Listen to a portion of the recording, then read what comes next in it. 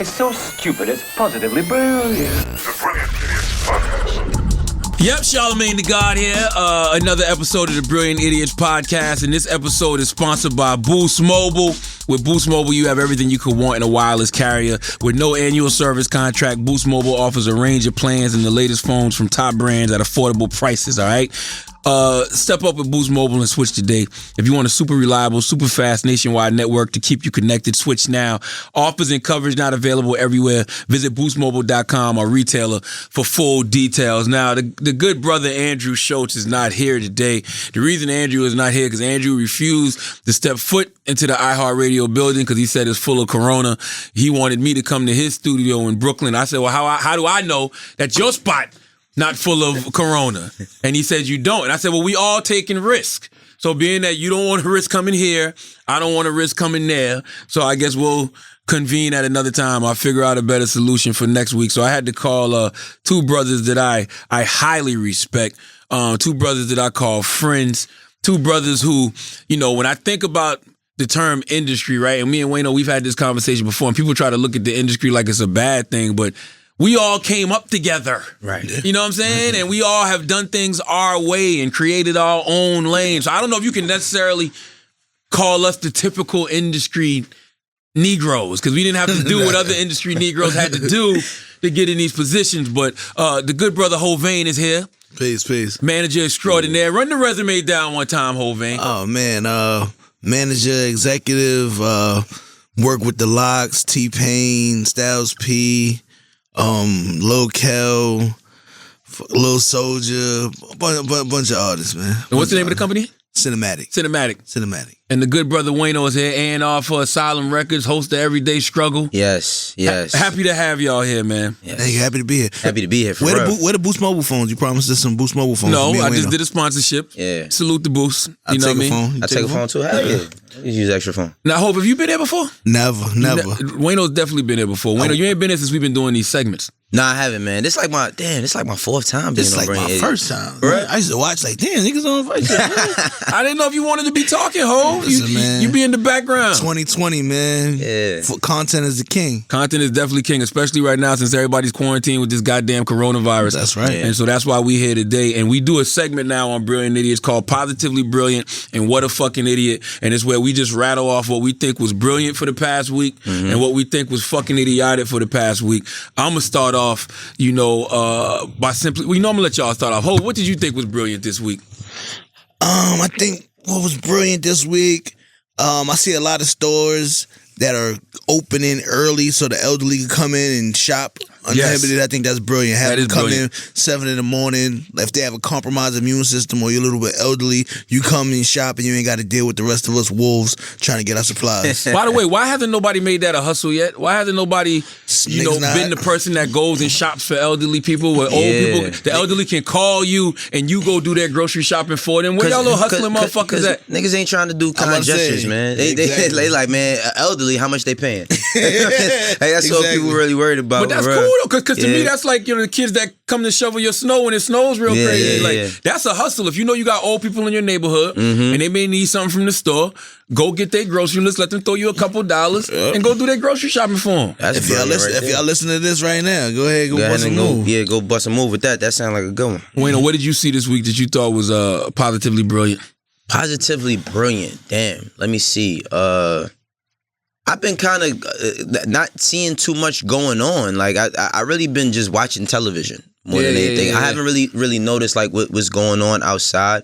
I mean, one thing that I do see is that the corner stores in the hood is still open and they don't have lines the way Acme or Walmart has. So it's like one of the things I think is brilliant is going right back to where we started from. Like, you know what I'm saying? Yep. It's like, I don't live in the hood, but I had to go to the hood to pick up a few things. Absolutely. But you can only do that because you from the hood. Right. If you ain't never been from the hood, if you ain't from the ghetto, if you never grew up in a rural area in South Carolina, you not equipped with that kind of energy to even go into that jungle. Right. That's why I said in a moment like this, the ghetto people the so-called ghetto people, we gonna be the ones that survive. Absolutely. The ones that's been making something out of nothing for so motherfucking long that got a taste for peanut butter and jelly. Right. And oodles and noodles. Hey, well, not if you're not one of my kids, because these niggas, they eat food like it's going out of style, man. I'm like, damn, we just got the groceries.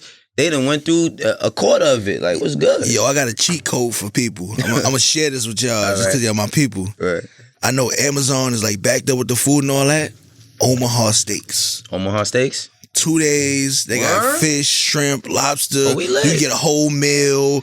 You You gotta go on their website? Yeah, Omaha Right, Steaks. They deliver it to you? They deliver it. You be there in 2 days, bro. You gonna be mad as hell when you go to order and it's sold out. And it's Right, your right, fault for passing the plug. But you know what? I feel for the people though who don't who might not be in the same position as us that can just do that. You know what I'm saying? Like we able to go on and grab whatever we want. I'm really feeling for the people right now who they live in check to check or living, based on their hours that they getting at their job. You know what I mean? Like that's the people I'm feeling for right now. Nah, me too. Trump's supposed to be doing $1 trillion bailout for not just the corporations. He's talking about putting some money in people's pockets as well. But I'm gonna tell you something. I don't even think money matters at a time like this because we talking about health, right? Yeah. At the end of the day, it don't matter how much money you got in your pocket. That's true. If your immune system is compromised and you catch this goddamn coronavirus, it's a wrap, and can't no amount of money save you. Well, it's crazy too. I also want people to stop thinking that if you get the coronavirus, that a xenomorph is gonna pop out your chest. You know what I mean? Because that's how niggas is acting. I mean, there's people. It affects people who have respiratory problems and older people mostly, but nobody's talking about the people who are actually fighting it back. You know what I mean? The people who actually have caught it and are doing something about it, not just do the money. Yeah, it's not enough recovery stories being told. It's not. It's just you instant death. This is the narrative that they painting. Yes. You know what I'm saying? I'm not gonna front. I wasn't taking it serious last week. You know what I mean? Chris said something on the podcast last week that it hit me later on, and I actually texted Chris about it. I said, I see what you're saying, because it's the fact that the healthcare system will be so motherfucking compromised. The healthcare system will be so fucked up because there's only 900,000 hospital beds in America. It's 95,000 hospital beds in the ICU. So if everybody's rushing to the hospital because they got coronavirus or whatever else, what about the person who's having a heart attack? What about the person the people this week who were supposed to have surgeries, but the surgeries had to get pushed back? Yeah, you know what I'm saying? Yeah. Like America's just not equipped to handle that shit. It's like, I think I read somewhere it's like 6,400 hospitals in America. America's not ready for this overflow of people that will be in the hospital because of the coronavirus. That's what Chris was trying to tell us last week. Yeah. But it didn't dawn on me till later, what he was saying. So it's not even that the fact that the disease is so fatal. Mm-hmm. It's the fact that shit will cause problems for people who actually have real life-threatening problems. Healthcare professionals. Yeah. The I have problems with them ignorant people that didn't take it OD serious until they canceled the NBA. When I see the NBA shit happen, I was like, oh shit, for real. It was a combination for me. I was taking it a little bit serious. But then there's the NBA, then Tom Hanks. I was like, see, we got to stop that. I was like, hold on. I know. But it's America's obsession with celebrity. Yes. I mean, you tell me, by the time Tom Hanks had it, over 100,000 people in the world had it. Like 4,000, 5,000 people were dead.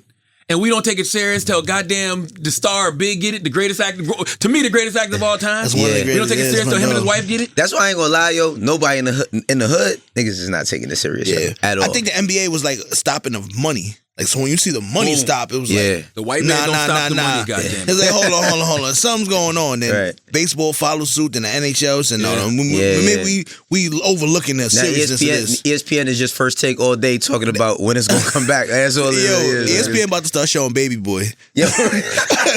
You know what's so crazy? I'm sitting there talking to y'all, talking about we so obsessed with celebrity. I didn't take it serious till I saw one person worried. And that's why that person is positively brilliant. I saw Donald Trump talking about it, and I was like, okay, he said it's a hoax, but I said if he said it's a hoax, it's probably a lie. I saw all those people die in China. I saw quarantine, Italy get quarantined, Tom Hanks got it, but nothing hit me until I heard Cardi B get worried. When Cardi B got on Instagram and she was worried, that's when I was worried. And that little rant that she did turned into this motherfucking song that I got to put in Positively Brilliant, because this shit charted on Apple. That's something that both of y'all can both appreciate, because y'all in the motherfucking, y'all are executives. Right. Let me hit a Cardi B coronavirus record, please. Hey. Oh man, It's Cardi's voice. Cardi can make anything a hit. Yo. she's She hot can out make here. anything a motherfucking hit, man. The problem I think that you will have with Cardi is when you try to structure her. Yeah, you can't. You got to get that. That's that natural, organic energy. You almost got to let her just go in the booth and freestyle and see what you get out of it, yo. I don't know about that, but but no, I like. It's just we live in crazy times, man. Okay. We live in crazy times. It's like while this is so serious, and we in the same breath that we having about how we taking it serious and all that. Here's a song made out of a clip of her talking about it, and everybody's celebrating the fact that the shit is number 10, but people is dying behind it. But the messaging of the song is the truth. I mean, the coronavirus. This shit is real. No, this shit. This shit is real. This shit is real. Think about it. You just said people in the hood not taking it serious. Niggas is not going to take it serious. Niggas not taking it serious. They're gonna dance to this. It's going to be a mixtape after this from somebody. Like, You know why they taking it serious now? Because that message is clear and to the point. Coronavirus shit is real. Kevin Durant got it. Yeah. Idris Elba got it. KD, Motherfuckers that people actually fuck with. Now what you need is a real hood nigga. I'm gonna tell you, you know what's been a fucking me real up hood though? nigga to get it. The past week, my mom been playing tricks on me this whole last week. So the most normal shit, like right now, it's like allergy season. Man, I tell me fucking about it. sneeze, I cough. I'm in a car by myself, and I'm like, damn. Because like I was working out the day before, so naturally my body is hurting. Yeah, But then yeah. I'm sitting here, I cough, and I'm like, damn. Listen, I've held in 10 coughs since I've been in here just because I don't want to scare y'all. Man, a yo. cough is like brandishing a gun nowadays. A sneeze is a gunshot. Niggas duck when a sneeze comes Niggas out. ducking with this. I was in the sneeze. grocery store yesterday getting some water, take it to my mom's, and we're in the aisle. It's like a couple was me, like 7, 8 white people, Yeah. and a white lady sneezed. Everybody turned. Everybody. Hit the fucking deck. No, they wanted to fight. They looked at her like, yo, bitch, Nah, we kill you man. here. That ain't cool though, man. Cause like I mean, like Wayno said, I got allergies. I got Zyrtex in the bag. You know what I Yeah. mean? And I got reoccurring bronchitis. So when my allergies bronchitis start is a fucking up, motherfucker. and Take my your bronchitis medicine up- before you leave the house. God damn, Take yo. everything you need. Yeah, it's like you can't win with this shit. And I'm sitting there with gloves on. It might be too late. You was talking about Cardi earlier though. You said what'd you say? You said that what'd you say? You was talking about the other women that's on her heels kinda? No, I was saying that she gotta, she do gotta put some, aside from everything that's going on, I definitely want to see her put some new music out and shit. Does she need to put music out? I mean, listen, Andre 3000 said you can't afford to not record. So it's like... That's a different time though. It's a different time, but I don't think she needs to, but... Man, we don't want our favorite artist to drop music anymore. Like, here's the her thing. album was 2 years ago. Cardi B was my favorite person before she was my favorite artist. And to Okay. me, that's the brilliance of Cardi B. That's why I got her in the positively brilliant second. She was one of my favorite people before she was my favorite artist. So I years ago, I would say Cardi B is gonna be a star. I didn't know what she was going to be a star at. Right. I just knew she had that star quality. It just so happened she decided to give us music. But Cardi can do anything. She can give us an album. I mean, she can give us a movie. We probably love it. She can give us a TV show. We probably love it. She does Instagram rants now, just like she used to do back in the day. Yeah. The only difference is now her voice so big, they fucking chart. Yo, I seen her do something the other day. I forgot what it was she posted. She had 1 million views on Instagram and it was 15 minutes. Or 10, it was like 8 minutes. She's a It was 1 superstar, million man. views. Yeah, it was insane. She was a superstar before she was a superstar, though, is what I'm Yeah. saying. So I don't even know if she needs music when she can do stuff like this. She about to chart with this shit. I mean, but it's... Hey, who produced it? I am Marquise. This is a hit. Hey, don't fuck. Hey, you fuck around, the CDC is gonna license this shit. And this is gonna be PSAs all on TV, all on the radio with this song playing. That's I'm it. serious. Donald Trump win the next election, he gonna walk out to this shit. Right. Maybe. Yeah, he's a cold motherfucker. Maybe if Donald Trump came on TV today because he's doing another press conference today, if he gets on there today and says, "Look, Cardi B said this shit is getting real," and so you know shit is getting real. You think he gets the black vote instantly from that? Instantly. He'll get that. He give niggas $1,000 and play some Cardi B. $1,000 and play Cardi B. People start saying my president, but that just goes to show you how impressionable. Like children aren't the only people that are like easily impressionable. No, I gotta put Donald Trump in the what a fucking idiot category too, though, because a month ago, you know, he was the one saying that this shit was a hoax. They got it all under control. It's only one person from China and they got him contained. Now, a month later, he's telling us that the coronavirus, this shit is real and it's a pandemic, and he thought it was a pandemic from the beginning. It's like this, to me, he's an idiot because he didn't even have to put himself in that position. You're the president of the United States of America. Defer to the experts. He fired on experts, remember? That's what I'm saying. You fired on the experts back in 2016. You fired the global pandemic team. But my thing is just like, I don't know record label shit like that. Y'all are executives. If I'm here and I got a question, I'm going to just fall back and let y'all handle it. Oh, yeah. Let the experts handle it. But you're not a narcissist. Narcissists don't fall back and appoint people or you know what I'm saying? Yeah. And he's running his office like a label, like where he just hired all his friends. Come on, guys. Fire niggas that was in there actually doing shit, and then he just hired a bunch of niggas that just like, all right, man, y'all been fucking with me forever. Like, definitely yes, man. So therefore, nobody knows what the fuck they doing. Yeah. And now you end up in a situation like this, and you got to backtrack. And listen, there's nothing wrong with changing your mind. No. When you get more information, it's cool. Boom. But that information was there for you from December. But you know what you got to do?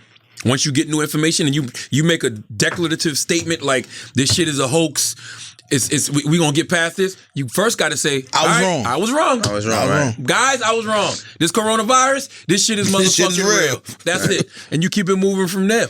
And that's why I got to put him in the what a fucking idiot shit. I'm gonna tell you who else I got to put in the what a fucking idiot shit. Meek. I'm not Meek Mill, but Steve Keeley of Fox 29 in Philadelphia. I don't know if y'all saw this tweet yesterday, but he tweeted out, breaking, Philly police officers instructed to stop making arrests for the following list of what are considered nonviolent crimes. All narcotic offenses, theft from persons, retail theft from auto, burglary, vandalism, all bench warrants, stolen auto, economic crimes like check fraud and prostitution. You turn this shit into Grand Theft Auto. That's what do Meek whatever Mill you want to do. Posted Meek Mill. Amsterdam. That's what I'm saying. Meek Mill tweeted that and put Grand Theft Auto 6 about to start tonight in Philly. Yeah. I saw people saying, "Oh shit, The Purge." The problem I have with Steve Keeley, and I got to put him in the what a fucking idiot segment, is because I have a problem with headline culture. Period. Because we all know niggas don't read. My daddy would always say, if you want to hide something from a black person, put it in a motherfucking book. Yeah. Well, he used to say nigga. I don't want. It's a different nigga. You want to hide something from a nigga, put it in a fucking book. Nowadays, people see this headline and they just retweet. Right. They don't read the details. The details of this situation is basically the police say it's going to be a rain check. We're going to detain you. We're going to get your name. We're going to get your motherfucking address, and you're going to have a warrant that we will cash in at a later fucking date. Right. Yep. It's not the purge. You're not going to be able to just get away with selling dope for the next 2 weeks. What was my man in The Wire? He did that shit. Remember? He sold dope on the block and all that shit. They called it Amsterdam. What was Amsterdam? It was like a 4-block area. It was a block where you could sell drugs. You could sell drugs and do whatever because they didn't want the statistics to go on the police precinct. They wanted to look like they was lowering crime. Exactly. So they allowed it for a 4-block radius. Yeah. I've seen that done before. I've seen that done in the city that shall remain nameless. That shit is a setup anyway, man. It's like, honestly, even if you are a criminal, and if you're a career criminal, you shouldn't want to like you shouldn't want to say, all right, you know what? They said it's cool. Like, you should be smart. Yeah, like you shouldn't. The fuck is going on? But this is not for the career criminals. This is for the idiots, the future felons in Philly. Say that 3 times. The future felons in Philly. Okay, the young ones who want to get into a life of crime. Let me test it out. But now they feel like they got that opportunity. They got that shot. And people were mad at Meek for even reposting that. But I'm like, yo, you can't be mad at Meek. He's reposting with the white man, Steve Keeley. Right, what he put in his tweet, and the reason I got to put Steve Keeley in the what a fucking idiot is because you can't just leave out that fine detail. Now, he did put out a second tweet that said the warrants will be cashed in later, but you got to put that in the first one. That's no way going to be as viral as the first one. Nobody sees the second one because that's all we saw was that. Nobody sees the second one. Yeah, that's all they showed was that. And positively brilliant. I got to say the student who got expelled. was suspended for selling squirts of hand sanitizer to students. I respect your hustle. Oh man, that wasn't my hustle, kids. man. I respect your What did I teach you? Yeah, for real. Like, listen, man. Like, I'm not knocking no kid. Supply and demand. I'm trying to figure out what did he do wrong. Like, what is the jurisdiction at the school, the rule at the school that he broke? Yeah. Hey, man. Sticky fingers said a long time young ago. entrepreneur. Shit, they gonna get it from somebody. I'd rather it be me. Y'all never hustled in high school? Drugs. Yeah. Statute of limitations. Drugs Yeah, off. No. You never sold candy or nothing? Oh, no. Listen. Nah, you know what I did do one time? Like, when I was in the 8th grade, I stole 2 boxes of the fundraiser candy. And I did sell them shits. I definitely sold them. It was $60 a box. That was $120 all profit. That's what I'm saying. That's what I used to sell candy. Yeah. You know what I'm saying? Because you want to know why? Like, see, kids now, and we from the generation that niggas just making funny. Like, you get celebrated for selling drugs, but if you was selling candy, niggas would be joking on you. Fuck out of here, candy this man. nigga sells Skittles on the train. They would have laughed at us for that. For real? What? Hell yeah. Fuck out of here, But candy if we from the sell crack era. If you was selling crack, then that was You the cool. man. Like, it's fucked up, but that's just how it was going. I remember in middle school, this dude used to come. His name was Oran. Rest in peace to Oran. And he used to bring 40 ounces to school. Smart. Yeah, he would charge. I mean, now if you think about it now, it's the most best way to spread coronavirus. But he used to charge like $1, and you would be able to take a sip of the 40. Oh, wow. So he bring like 2 or 3 40s, and That sound like a person selling dippers, man. but we would all be on the playground passing that shit around, and it'd be like $1. He done made $20 over That's what I'm 240s. saying. Over 240s, that's crazy. Made $20 and spread. First time me and my man started selling weed, we used to put Dutches on the nickel bags.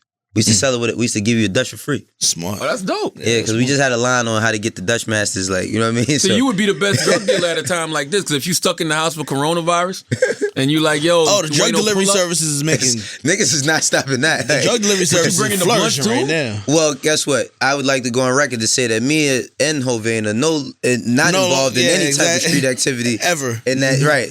I'm just speaking all off of hearsay and documentaries I've watched. I don't know nothing about selling drugs. But I'm just saying is like right now would be the perfect time to kick your game up. Yeah. You know what I mean? Niggas can't leave the crib. I also want to take this time and Positively Brilliant to salute the good brother Wayno and salute the good brother Academics for being 2 positively brilliant individuals. Because I don't think that we celebrate the success of Everyday Struggle enough. Thank you. You know, a lot of people thought Everyday Struggle was going to fall off after Joseph left. But I think that what people didn't take into consideration was the fan base that Academics had. Actually, was here, so I could tell him, because I called Academics the other night, and I told him this, because I'm a celebrator. You know what I'm saying? I like to celebrate people. 100%. I like to give. I don't like to talk behind people back, because you always talk behind people back when there's some foul shit to say. Yeah. So when people are talking good, when we're having positive conversations about people, I want to say that to them. So I actually called him to tell him that. But it's like, yo, Ack had a fan base before he got on Everyday Struggle. Yeah. You know, he had built something great because of social media. Both of y'all work at labels. Y'all know what Ack does on social media. Labels, corporations kill for that. Oh yeah, And they pay for it. And they He has pay real for it. engagement. You know what I For mean? the He has YouTube real following engagement. that he's built, and then him being actually the first hip hop blog on Instagram. What Ack followed what Baller Alert and Shade Room started doing. For hip hop. And so Ack started doing it with hip hop. Like TMZ didn't do that well. World Star started to do it a little bit on Instagram. But they all Ack- following his lead. Yeah, everybody's following him now with that type of shit. So But I I think- appreciate that. I think when people, when Joe left, they was like, okay, Everyday Struggle's gonna be a rap. Y'all been on for what? I've been on there for 2 years now. That's what I'm saying. Yeah, for real. I've been on there for 2 years myself. They gonna have to pay you to shut up. They gonna have to pay me to shut up. Come on, ho, you know me. So the show is almost 3 years old because Joe was on there for like 6-7 months. So then I think Star came for a little bit. Yeah. And then Wayno, and I think the pairing of Wayno and Ack is a great pairing just because, I think sometimes Joe Budden overpowered Ack in the conversation and probably didn't respect him enough to actually listen to some of the stuff that was coming out of his mouth. Wayno respects Ack, but Wayno respects everybody, so he respects people enough to listen. Right. You know what I'm saying? And Wayno has a great POV of things, and he's got his own experiences in the industry and shit, so it makes for a great balance. But I just don't think that, we celebrate Everyday Struggle as a platform enough. That shit is an industry standard. When people roll out their album, it's part of their plan. Getting on Everyday Yeah, Struggle. you know what? And y'all know me. way before Everyday Struggle even existed. I was just trying to figure out what my next thing was going to be. You know, the management shit worked for me and all that. But it's like, for me, this shit kind of fell into my lap. You know what I mean? This is nothing that I worked to really get. And I don't say that to minimize it. I know it's a lot of people that fucking went to, what's the name? Went to school for communications and all of that. And I even seen like a lot of people from back in the day that do interviews and all that. When I first got on there saying all types of shit about me, like, who is this nigga? What does this nigga do? Who does he know? What has he done? And it's like, I get it, but at the same time, it's like, I felt like with Everyday Struggle, I was thrown into the ocean and I had to swim the shore as far as learning. You know what I mean? I've always been open as to learning. Like, I asked Charlamagne one day, like, I text him, like, yo, bro, I'm trying to learn how to, he's like, nigga, you're doing it. Like, just keep going. You know what I mean? I don't really trip off people not celebrating it like that. You know what I'm saying? Because I love what I'm doing. Like, that shit is the most fun part of my day. Even with academics, it's like, I think a lot of people, they talk shit about academics because he don't post their shit. That's what it really boils down to. And if they really sat down and met the nigga, they'd know how intelligent he is. He's a very smart dude. Yeah. Ak is one of the most interesting stories I've seen in hip-hop media, you know, since I've been doing it, only because, like, there was a point where nobody took him serious. Right? Yeah. And then there was the point where everybody hated him. Right? And now it's to the point where they need him. You know, I'm about to say, hey, you can't get away from him. Like, Yo, bro. you need him, you know? And he's still Ak at the end of the day. I don't even think Ak has quite figured out what to do with Ak yet. Listen, let me tell you one thing, bro. Like, he has tons of great ideas, but I be telling him just more shit about him just being more present. Because and I understand it, like, he don't give a fuck about being social with none of these people because he built himself, you know what I'm saying? Online. Yeah. So it's like, he don't have to leave the house and he can still make bread. You know what I mean? And he's doing very good. So it's like, I just be telling him, like, yo, bro, if you met a quarter of the people that really fuck with you, it'll take you to another level. And he understands that. You know what I'm saying? Like, he understands that. He's making a lot of new content, a lot of new different ideas. Like I said, I learn from him every day. And vice versa. Like, we trade off on shit as far as, like, giving each other information. The funniest shit, if you really know Wayno and you watch the show, you watch how he check him subtly. Like, if you know Wayno and you watch how he look at Ak. Jadakiss said that I be Billy D. Williams and this shit. Like, he said, yo, you be smooth gangster. He's like, you be, but you know what the thing is this? It's like, all right, even when Joe left for myself, I thought it wasn't going to last, you know, too long because I didn't know what the next phase was going to be. But my thing is this, man, like, I'm not trying to be yelling at a nigga to argue with you. I ain't gotta yell at you to argue with you. You know what I'm saying? So my biggest thing with that Joe Budden? Whatever, but I like when Joe used to yell at him because Joe he was passionate about what he was saying, and a lot of times he was right. Yeah, he was right about stuff, but I'm just saying for myself, bro, like, for me, it's like, we do that shit mad early in the morning. Like, we doing that shit. Niggas don't understand, bro. Bro, I'm not doing that shit 8:30 in the morning, getting out of, and for me, that's just not who I am as a person. Yeah. Even if I have altercation, I'm not going to be trying to, like, it's either we doing something or not. So for me, I looked at with academics, like how I deal with academics, I just talk to him. You know what I mean? I talk to him, and we have our little spats here and there, but I talk to him. Yeah, messaging is very important, right? I think learning how to communicate, knowing how to communicate is very important, you know, and I think people got different ways of communicating. Like, I didn't always communicate, you know, the way that I do now. But back in the day, I didn't communicate the same way. You know what I'm saying? And what I realized now is the way I communicate now, it resonates more, right? Because at the end of the day, if you're actually saying something, you don't want that message to be missed. Right, sometimes the message will be missed if you like, oh shit, look at him, yo, he's sunning dude, he checking dude, he yelling at dude. You get caught up in that instead of what the person is actually saying. This generation doesn't deal with nuance well, bro. We don't dig deep enough. All we see is the surface of something. You know what I be confused about, Charlamagne? Like, the certain words that people use: checking, pressing, word, sunning.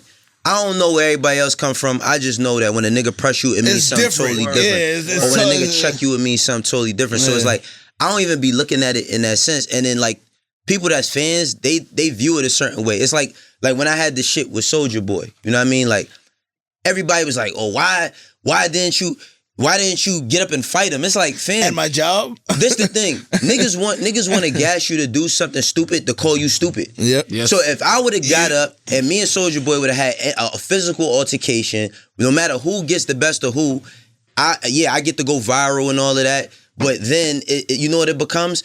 Complex comes to me and say, yo, you know, we can't do this no more. Then they go, where do I get the realest nigga award? Like, nigga, that's what I'm saying. People would gas you up to do something stupid to call you stupid. And if you got the best of Soulja Boy, they'd have been like, Wayno, bro, I mean, Soulja Boy. Yeah. But I'm just saying, bro, I made it swing on Gucci. Yo, I made it past 30. I made it past 30 years old without a felony. That shit is not easy. You think I'm a trick myself out of my situation? I don't know if people think like that when it comes to what we doing. You know what I'm saying? People really think that what they say matters or what they dictate. Like somebody a tweet or Instagram. Yeah, they be like, yo, that's why I don't understand the whole came for you. Like when people say, they like, what do they call it on Twitter when everybody stuff? Not clapbacks. They say some shit like came for you, but something like it. Don't come for me if I ain't send for you. Like, all right, I could say something about Nicki or on the show, and then all the barbs is in my mentions, and they be like, the barbs is on your ass. What do that mean? Yeah, like, what do that even mean? Real like, nigga. What, bro? I don't know if y'all niggas live I'll in a close space. this app. That's it. That's what I'm saying. I could turn it off and still live the same life I'm living. I don't know if people live with that social media shit where that's they everything. I just don't get it. That shit is their gateway into a reality that they don't have. So it's like, I'm really living this shit. What you say don't affect me at all. I'll turn this shit off. Not supposed. I fit every statistical category of a black man in America to fail. High school dropout, join gang, all this type of silly shit where I'm not supposed to make it.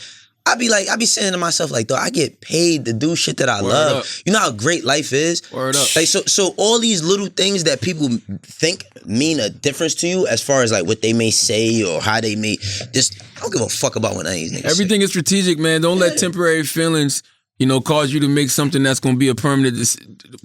Is that it? Yeah. Don't let temporary feelings make you make a permanent decision. Fool me once, can't get fooled again. I think I'm saying that right. Basically what I'm saying is, if you're in the studio with Fredro Starr and he calling you pussy and a bitch and all of this and that, I ain't got no reason to turn up on Fredro. You know what I'm saying? If he don't put his hands on me, we good. Yeah. That's fine. All that word shit don't matter to me at all. That shit don't mean nothing.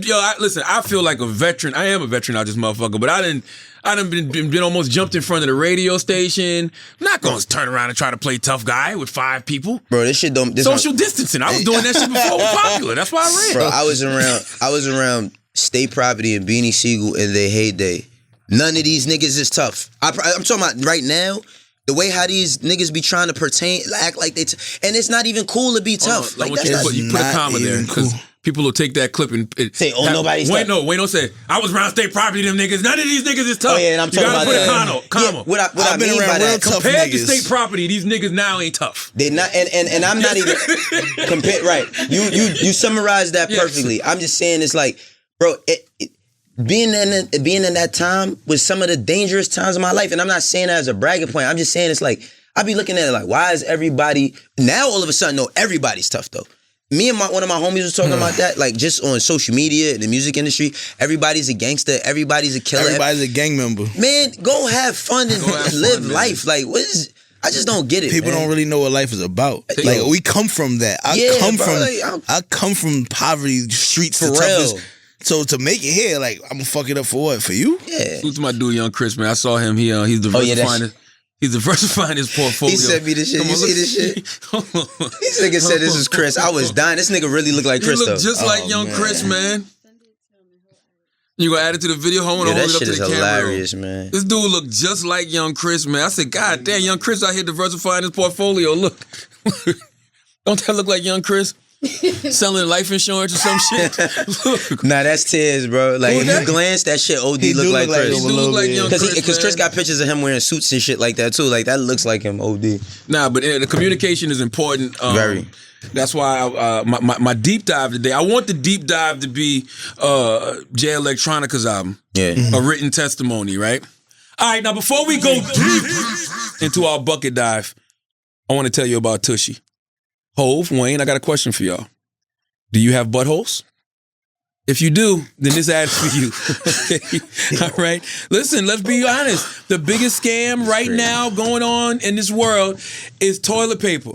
Okay? That's the biggest scam. If you got poo on your arm, would you wipe it off with dry paper or would you wash it with water? All you people that's running to the store and taking all the toilet paper out of the fucking, off the aisles, off the shelves, you really need to think about this, okay? if you wouldn't wipe your butthole with dry paper, okay, then why are you wiping it with toilet paper? So what I'm doing right now is introducing you to the latest in butt cleaning technology. You want to know what that butt cleaning technology is? Water, nigga, all right? Get with the program and clean your butthole with a bidet. Y'all don't got bidets in the crib? Hell no. Y'all ain't got no bidet? Hell no. Y'all can't be that homophobic where you don't like a little water squirted up your ass. Okay? Well, that's the seat like the Japan. Like yes, man. Yes. I ain't got that enough money for that. Yeah. next reel. I'm glad both of y'all said that because for years bidets have been available but hideously expensive, costing thousands of dollars. The Hello Tushy modern bidet attachment is here to democratize the blessings bestowed by bidets and offer clean buttholes that everybody. You need this right now because you can't find no toilet paper because everybody's buying toilet paper because of the coronavirus. Okay? Hello Tushy cleans your butt with a precise stream of fresh water. Forget this, $79. I promise you if it was $69, this would have been perfect. Okay? It attaches to your existing toilet, requires no electricity or additional plumbing, and cuts toilet paper use by 80%. We need this right now. The Hello Tushy bidet pays for itself in a few months because with Hello Tushy, you don't wipe it all. Even the best two-ply just can't cut it when it comes to a hands-free poop experience. Look, Mom, no hands.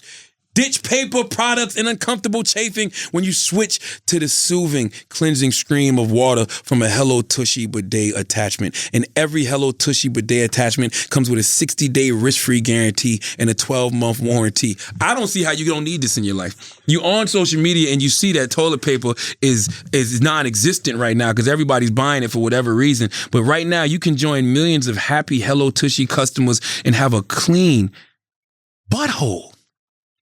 Who doesn't want a clean butthole?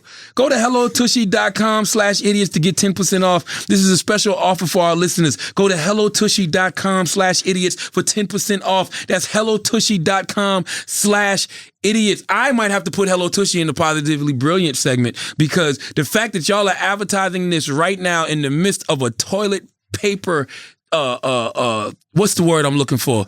Crisis. Where toilet paper is just disappearing everywhere. For whatever reason, people are buying toilet paper. For y'all to advertise this right now, fucking genius. hellotushy.com/idiots. Let's get back to the show. Hit the drop. Goes deep.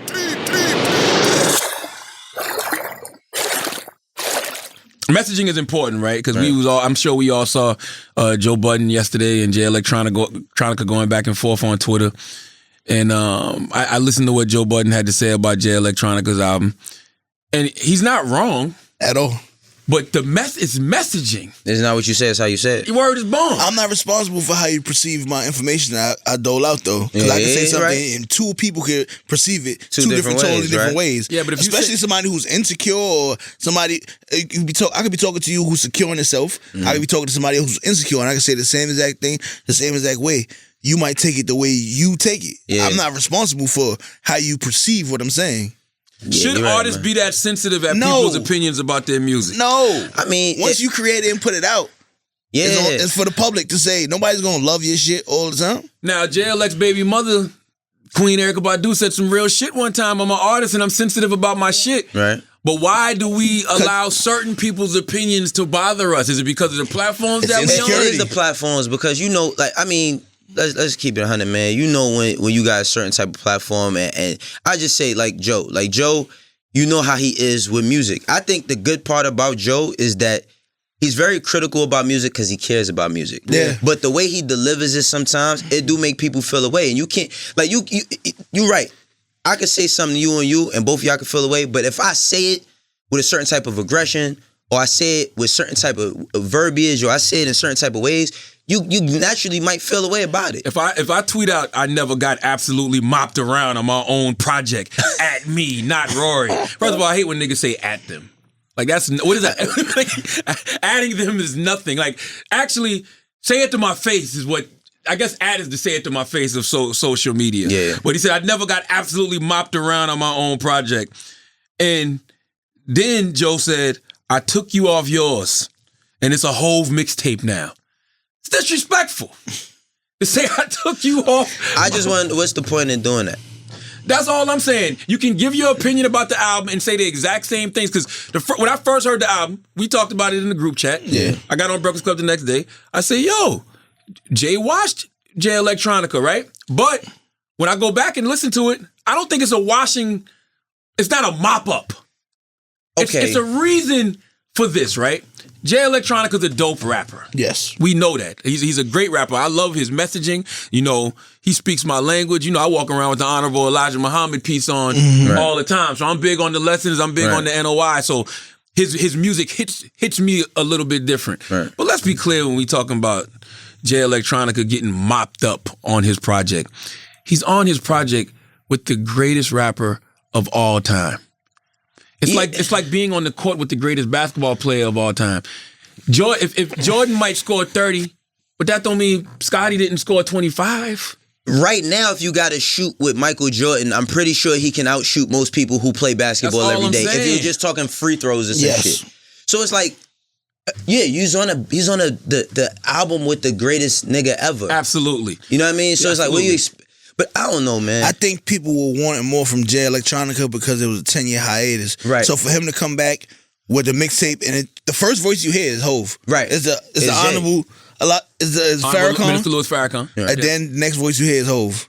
But so I can another understand thing- some people being a little like, But keep in mind, all this journalist stuff that Joe doing now, you gotta remember he was a rapper for longer. Yeah. And now he's like Joe used to give his opinions on Twitter all the time. Absolutely. That's how he built a big fan base through social media. But now his opinion is his voice. So a lot of things that he probably didn't get a chance to say, we didn't get a chance to hear him say before, he can just freely say now. I'm not- And he's being critical as a rapper more than a journalist, I think. and if you listen, he still bigged him up. He say, I'm separating this. Nobody hears that. That goes back to my original he point. say, yo, I'm still super happy for him putting out the joint. Nobody hears that. I'm still celebrating the fact that he finally got one out. Congrats and all that, but I heard wanted all more. that. But You know what I'm But saying? that gets lost, Hov. Yeah, that that gets does get lost lost. in the It does. yelling and the name calling. And by the way, I'm not. If that's what Joe does. My only issue is keep that same energy when you sitting face to face with Jay Electronica.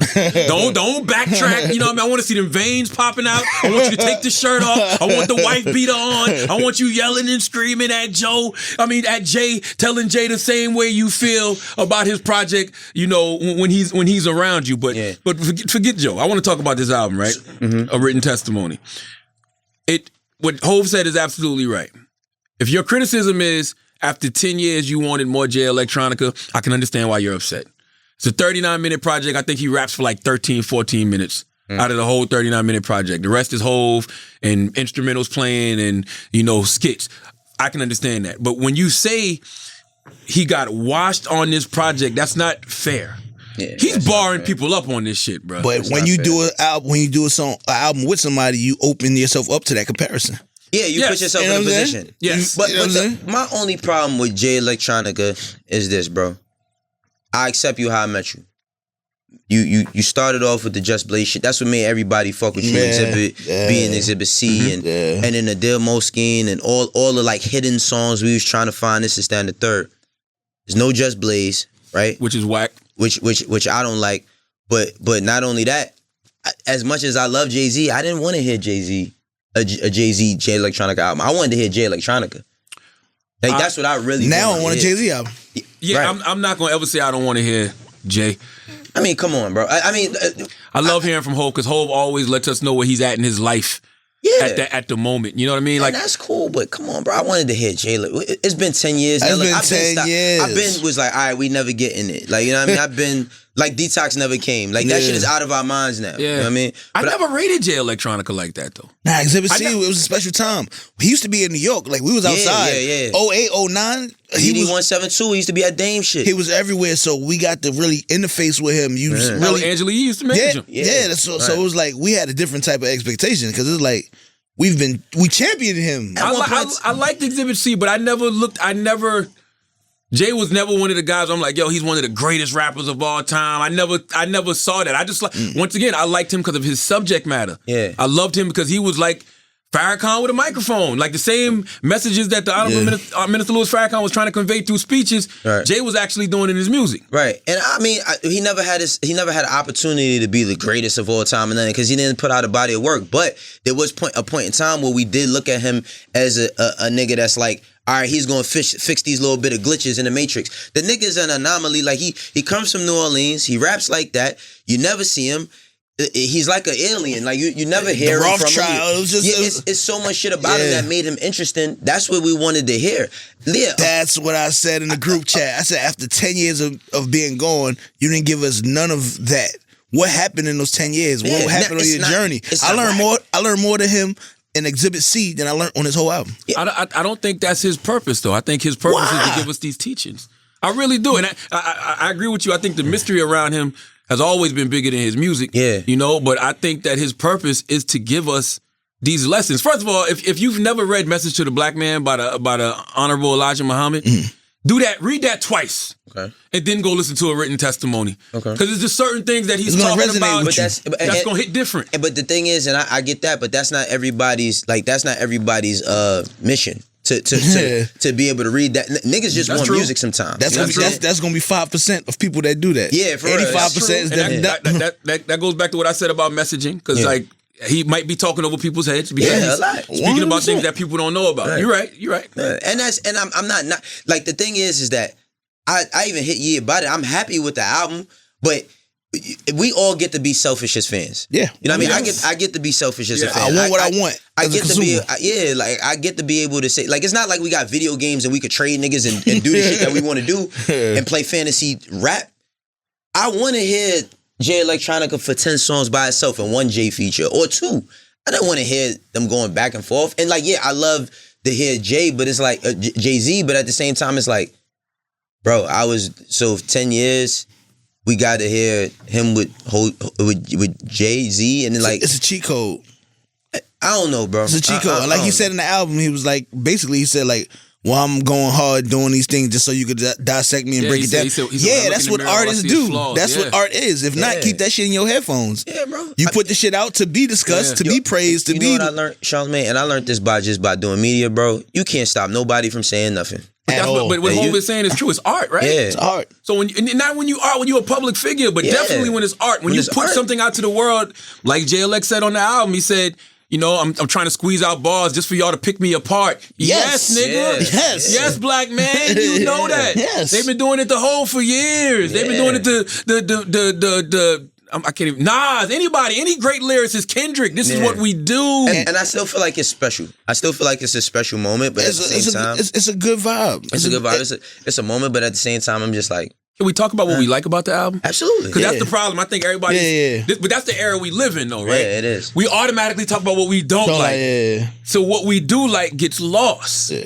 I think it's dope just because he's giving out them teachings, man. And it's like, yo, he's really barring up. I was looking at this bar today, and Chance the Rapper put out a great tweet, which is absolutely true. This is what Rap Genius was made for. Yeah, shout out to Rob Markman. Shout out to Rob Markman. Family. This is what Rap Genius is made for. You can go on Rap Genius and see what the fuck he's talking about. When he said, like, all praises due to Allah, Subhanu Hawata Allah, whatever it was. That means glory be to Allah, glory be to Him, the Most High. You know what I'm saying? Then he says, I put on for my nation like I'm King T'Challa, crushing the Oyibo.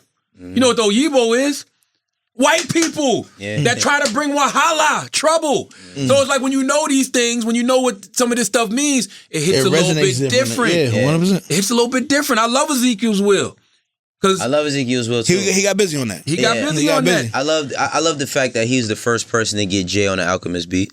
You know, like that's fine. Never in the story. Never in the story. Because it's like Alchemist. I mean, like Alchemist just for so. I feel like Alchemist don't get the credit he deserves as a fucking producer. He's one of the greatest to ever do it, and he's never worked with Jay.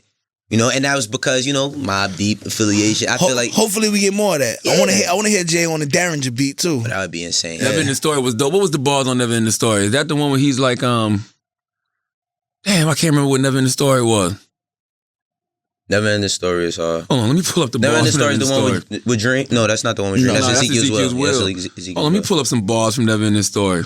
No, but there's a lot of good shit on it. The last song on there is crazy. The shit that All they recorded the praises night due to Kobe Allah. died. Yeah. In this story. Oh yeah, have you ever heard the tale of the noblest? Oh yeah, when he was like his Uptown Smile was gold like a Frankie Beverly Day. His favorite song from Prince was not Raspberry Beret. Yeah. That was a dope tune. That's actually one of the one of the better verses Electronica had on this shit, but Jay still killed him. Yeah, Jay came with the "It's a Miracle." But he Born with got imperial Jay on the features. joint when he be like, "I'm trying to catch a body." That joint. I'm trying to catch a body. Which one was that? I think that's Ezekiel as well.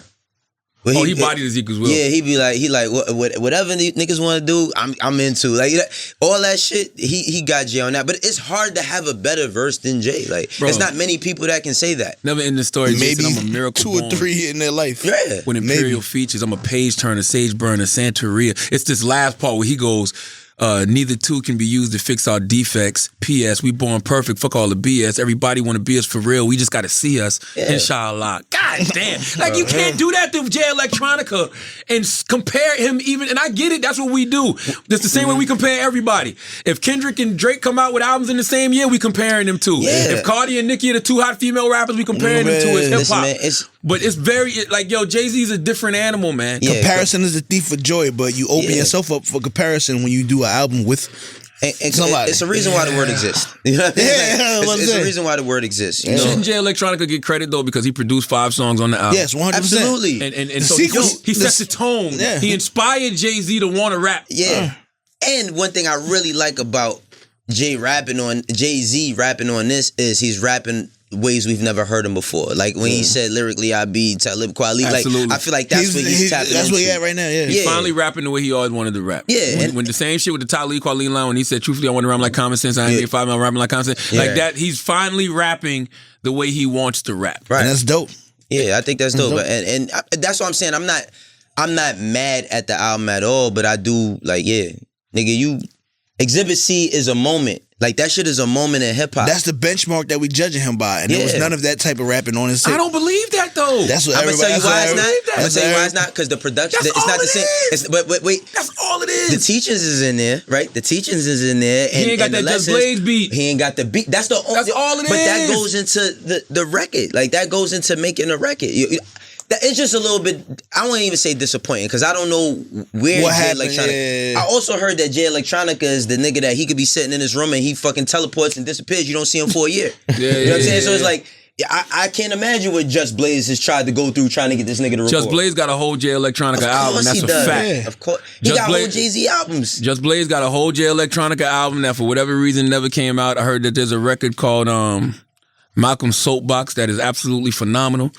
And you know, I think that I feel bad that Just Blaze isn't on this project because Just Blaze is giving Jay-Z some of his greatest records. Absolutely. And he definitely gave Jay Electronica some of his greatest records. So I think it's a story behind why Just Blaze isn't on it. And the fact you got a whole Jay Electronica project. Like there's joints that you got that are phenomenal from Jay Electronica. So why didn't those make the cut? I'm thinking that this is why I don't want to go too hard on Jay Electronica because I don't think it's warranted. Yeah. I think Jay Electronica showed up on this project. Right. Everybody acting like this isn't the same Jay Electronica we used to No, hear it's the back in the same day. one, It's yeah. the same guy. It's the same guy, The yeah. only difference between Exhibit Mine is B, Just Blaze. that's it. Yeah, mine That's is Just Blaze. it. It's the But that's- production. That's hard, bro. I'm about to say, well, because- Just Blaze was a big. That's hard, yo, because I mean, and realistically, it's only 8 songs. Because Shiny Suit Theory was out, and there's one track that's Intro, the intro that's all production. It's really 8 songs. Wasn't it Act 1? What? Remember that Jay Electronica project, Eternal Sunshine? Yeah. I remember that. Yeah, What was yeah. you saying about it? That's a project. That was like, what, 4 songs? No, he had a Oh, joint joint, that right? was like, I don't know, because people was making it. This is what I'm saying. The was nigga a- was a hustle. Yeah. So niggas was putting together anything they could find and make it in Yeah. the tapes. Because I got an Act 1. I had an Act 1 at the time when it was on the fucking the touchscreen BlackBerry when we was all on BBM. That was like 20 something tracks of Jay Electronica rapping for a minute, or you know how you say that word? Did Dick? Not dick, What? nigga. I ain't say that at all. You better not get him started. You know how he. I said DIT. No C came in there. I don't know how to say the word, but it's something that the triplamine or some shit like that. It's I don't know. It's a hold on, let me look it up real quick. Dichotomy? No. It's a word I don't know how to pronounce this word. What is it pertaining to? It's a song, yo, that he had. Pigs with the heads of men spit acid. You don't remember that shit? I don't remember. My third eye closed. Man, a midget in a midget in a bonnet like a baby in a bassinet. With that said, this. I don't know how to say that shit, bro. Nigga, you know I don't know how I'm to about say to that say, you shit. asking who? That shit look like the shit that you read at the doctor's office when they trying to do your eyesight test. It's like a diagnosis or some shit. But that's what I'm saying. The nigga had so many It's joints. the production, like on damn, I can't remember what song that was when he just be like, he's like, I think it's The Blinding. The Blinding is dope with Hit Boy and Swiss. Yeah. When he's like, you know the kingdom come, sir, the wheel inside. What he said? You know the kingdom come, sir, the wheel inside the wheel, a half a mile in circumference. It's the return of the Mahdi. The return of the Akis. Yeah. He said the return of, it says this is like Tupac Shakur spitting Flim and paparazzi. Those are big barring the fuck up. He's barring up. But at the same time, like you said, a lot of this gonna go over people's heads just by the context and then Everybody ain't got knowledge of self. Everybody don't have. And like think about Reasonable Doubt, bro. You still could catch lines on Reasonable Doubt. 100%. Like Reasonable Doubt came out when I was like 11, 12 years old. It's shit that Jay was saying that I'm like, oh shit. Nigga, I just caught a line from 444. This what I'm saying. When they said, we was talking about it when they was the Lawrence Taylor line when he said Tata jumped over nigga, he was 5'6". He's 5'6", yeah. Lawrence Taylor, 56, when he jumped over to play on the field. I just caught that. You learned something new. Somebody sent us the picture. I'm like, oh shit. The Kobe, Jigga Man is Diesel when I lifted the 8 up. Yeah, when Shaq was picking up, I didn't know. I thought you were talking about picking his 38 up. Nah, man. Listen, he got a lot of... That's why I say you should go read A Message to the Black Man, because it's like when he talks about the wheel inside the wheel, a half a mile in circumference, that's a measurement of the wheel inside the wheel. And he says the return of the Mahdi. You know, Mahdi is was some leaders of Islam who would appear to restore peace and rid the world of evil. And then he says the return of the Akis, that's his brother. Yeah, the return of the lost and found tribe of Shabazz. You know what I'm saying? So let me ask you a question. Do y'all think he coming with another project, or is it gonna be another 10 joints? If y'all don't scare him away, who y'all? If y'all don't fucking scare him away, talk about man. I'm telling you, you might scare the brother away. Like I want J-Elect to know that I think that he barred up on this project. But you know, yes, you did do yourself. First of all, it's only one whack song on the whole album. What's that? Flux Capacitor. That shit is garbage. I don't know. The beat. Yeah. Law, the good brother Law, Guru, the good brother Guru. I don't know how y'all let that out the studio. That shit is so offbeat. Yeah, it is super offbeat. Like I'm like, what the fuck? Like it sounds. It's that like that shit. Maybe they were taking the Yeezus approach. You know what I mean? Nah. Remember how Yeezus? Like they was like, yo, it's distorted so that you can really grasp it in. Nah, that wasn't it. That's it. And I never thought I would ever find myself skipping a track that has Jay-Z and Jay Electronica. I skip that record every time. That shit don't sound good in the car. That shit don't sound good in the headphones when you working out. That shit ain't it, bro. I would like Jay Electronica to know, if he definitely sees this, that I'm thankful for him giving us something. Yes. You know what I mean? Because it's, you know, the way things is going, man, and like we just so affected by so many like tragedies that happen, like by all of these young artists or even older artists that lose their lives tragically. I'm happy that he's giving a contribution for real. And you're gonna remember this album. This album came out during the global pandemic. This album came out at the height of the coronavirus. You know what I'm saying? And I think for me, here we go. As soon as I start talking about corona, I'm about to start coughing. Here we go. This one I was about to say something crazy, because I was about to say I think this album could be the cure for the coronavirus. And Corona said, ho, you hold up now. All right, relax. But yes, man, I just think it's a dope ass project. And what would y'all have done different if y'all were A&Rs on it?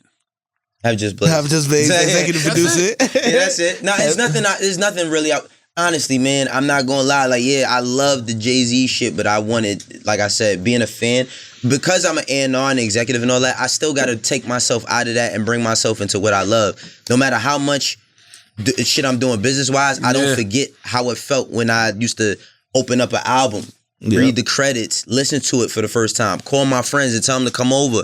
We gotta listen to this shit. Yeah, we gotta hear this shit. That was our social media, or getting on your bike and going to your man's crib and hearing it. So it's like, for me, I have my shit that I want personally, but I would have kept it the same if I could have did a Jay Electronica album. I just would have dumbed down on a lot of the Jay-Z shit. Yeah, I would have did this album after Jay Electronica's album. I'm gonna be honest with you, Wayno. After hearing Jay-Z on this album, The only feature I would not want Jay on is that whack ass flux capacitor. Everything else, Jay's verses I want him were on necessary. everything, but I'm just saying it's like, you know. Those verses were necessary. Like I might he have kept is some of these snapping. records for his project. Yeah, I'm like, yo, let's hold this back for Hov project. Yeah, but I would have still did the album, but I would have did it after I did a J Electronica album the way I want to do a J Electronica. Executive produced by Just Blaze. Yeah, exactly. Because to me, this is an extension of 444, right? Because like 444 came at a very pivotal time in my life because it came out the day after my birthday. I think I turned 39 that year, and like. You know, we was on the roof and we just celebrating life. It was me and DJ Samero and Wax. We just having a good time. Like a bunch of my partners. You there, Wayno? I wasn't there. I wasn't there. I wasn't there. We're going to address that after the show. We'll talk about that later. It was a couple years ago. I don't remember. We was cool a couple years ago, too. Yeah, we've been cool for about a dime now. It wasn't like a playing thing.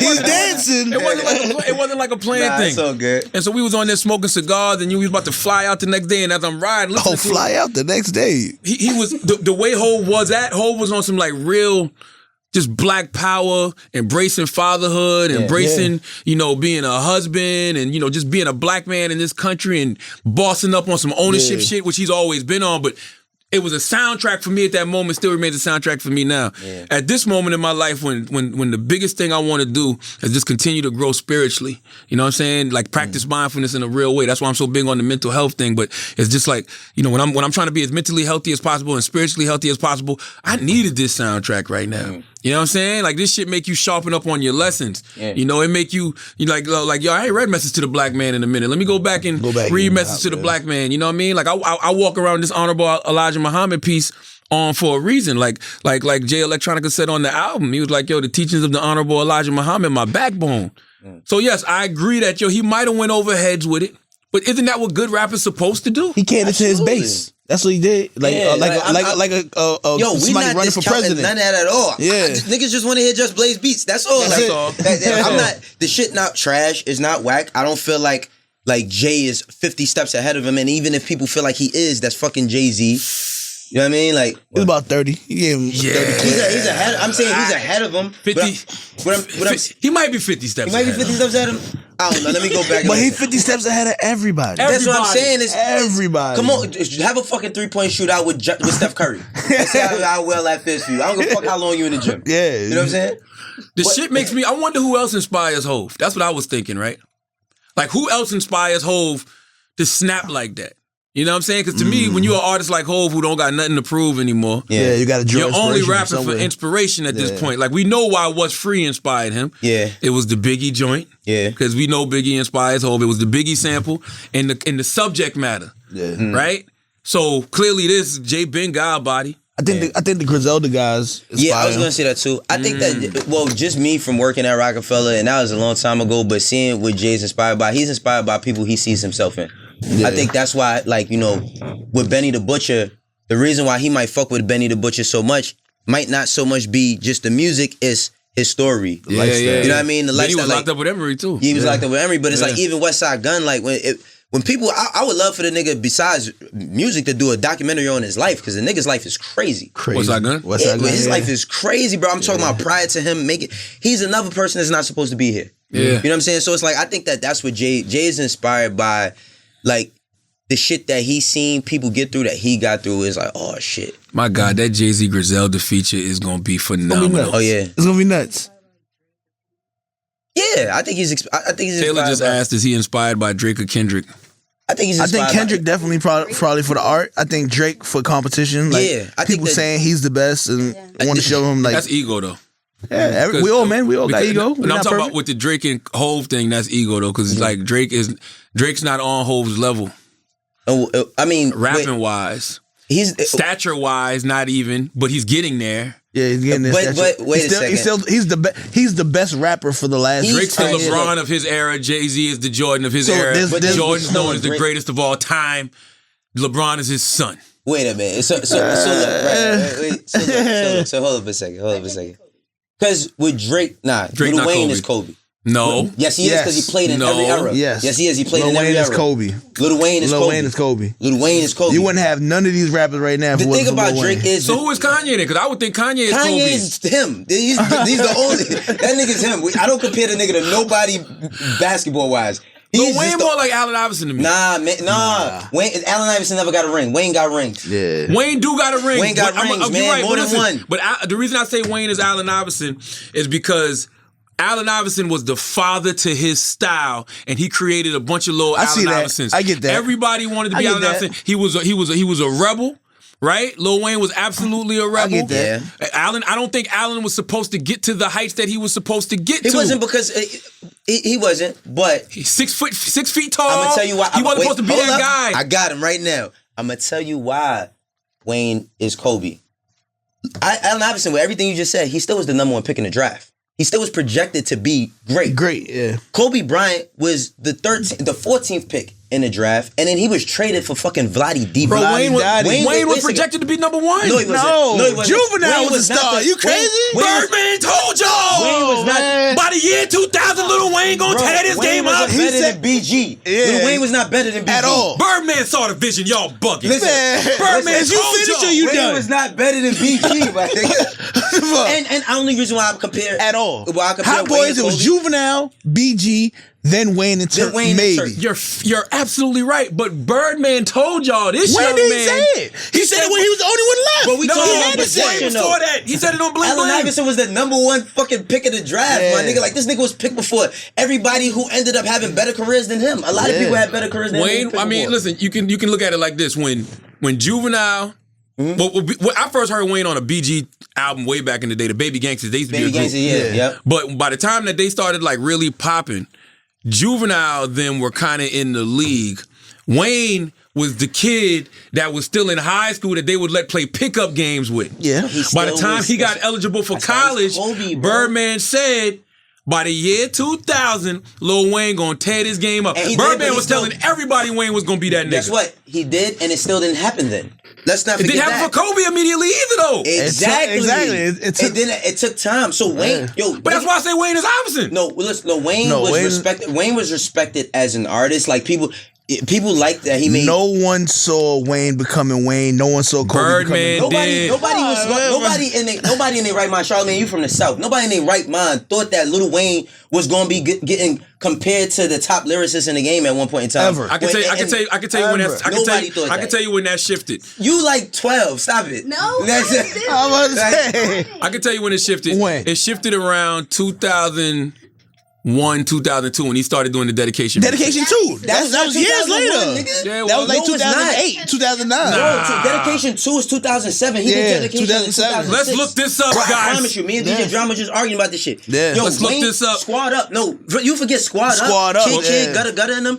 That happened in 2000. Well, it was definitely 500 mixtapes. Degrees Yeah. was 2005. Dedication 2 changed. 2004, Dedication 2 changed everything for Lights Wayne. Out. Niggas wasn't saying. Niggas wasn't jacking Wayne when Wayne did Lights Out. Even Carter 1 niggas was jacking him. 05 was the first dedication. Dedication So 2. what was the joints that he was putting out? Because around 02, Squad 03, Up. Squad Up. Squad Up. He wasn't doing he wasn't rapping like that in 2003. Yes, it was, because there was this He wasn't one rapping album. like that till there was Gilly the this- Kid. There was this one project, I forgot what it was, where Manny Fresh goes, like Lil Wayne comes in and he just raps during an interlude and he's bodying that shit. But what And I'm then saying- Manny comes in and goes, Wayne, get the fuck out of here with all that murder, kill shit. I'm trying to be happy and do nice shit. But at that point, you was like, damn, But Wayne that's not, snapping what I'm saying lately. is for mainstream niggas was not paying that no mind. Niggas started paying Wayne mind.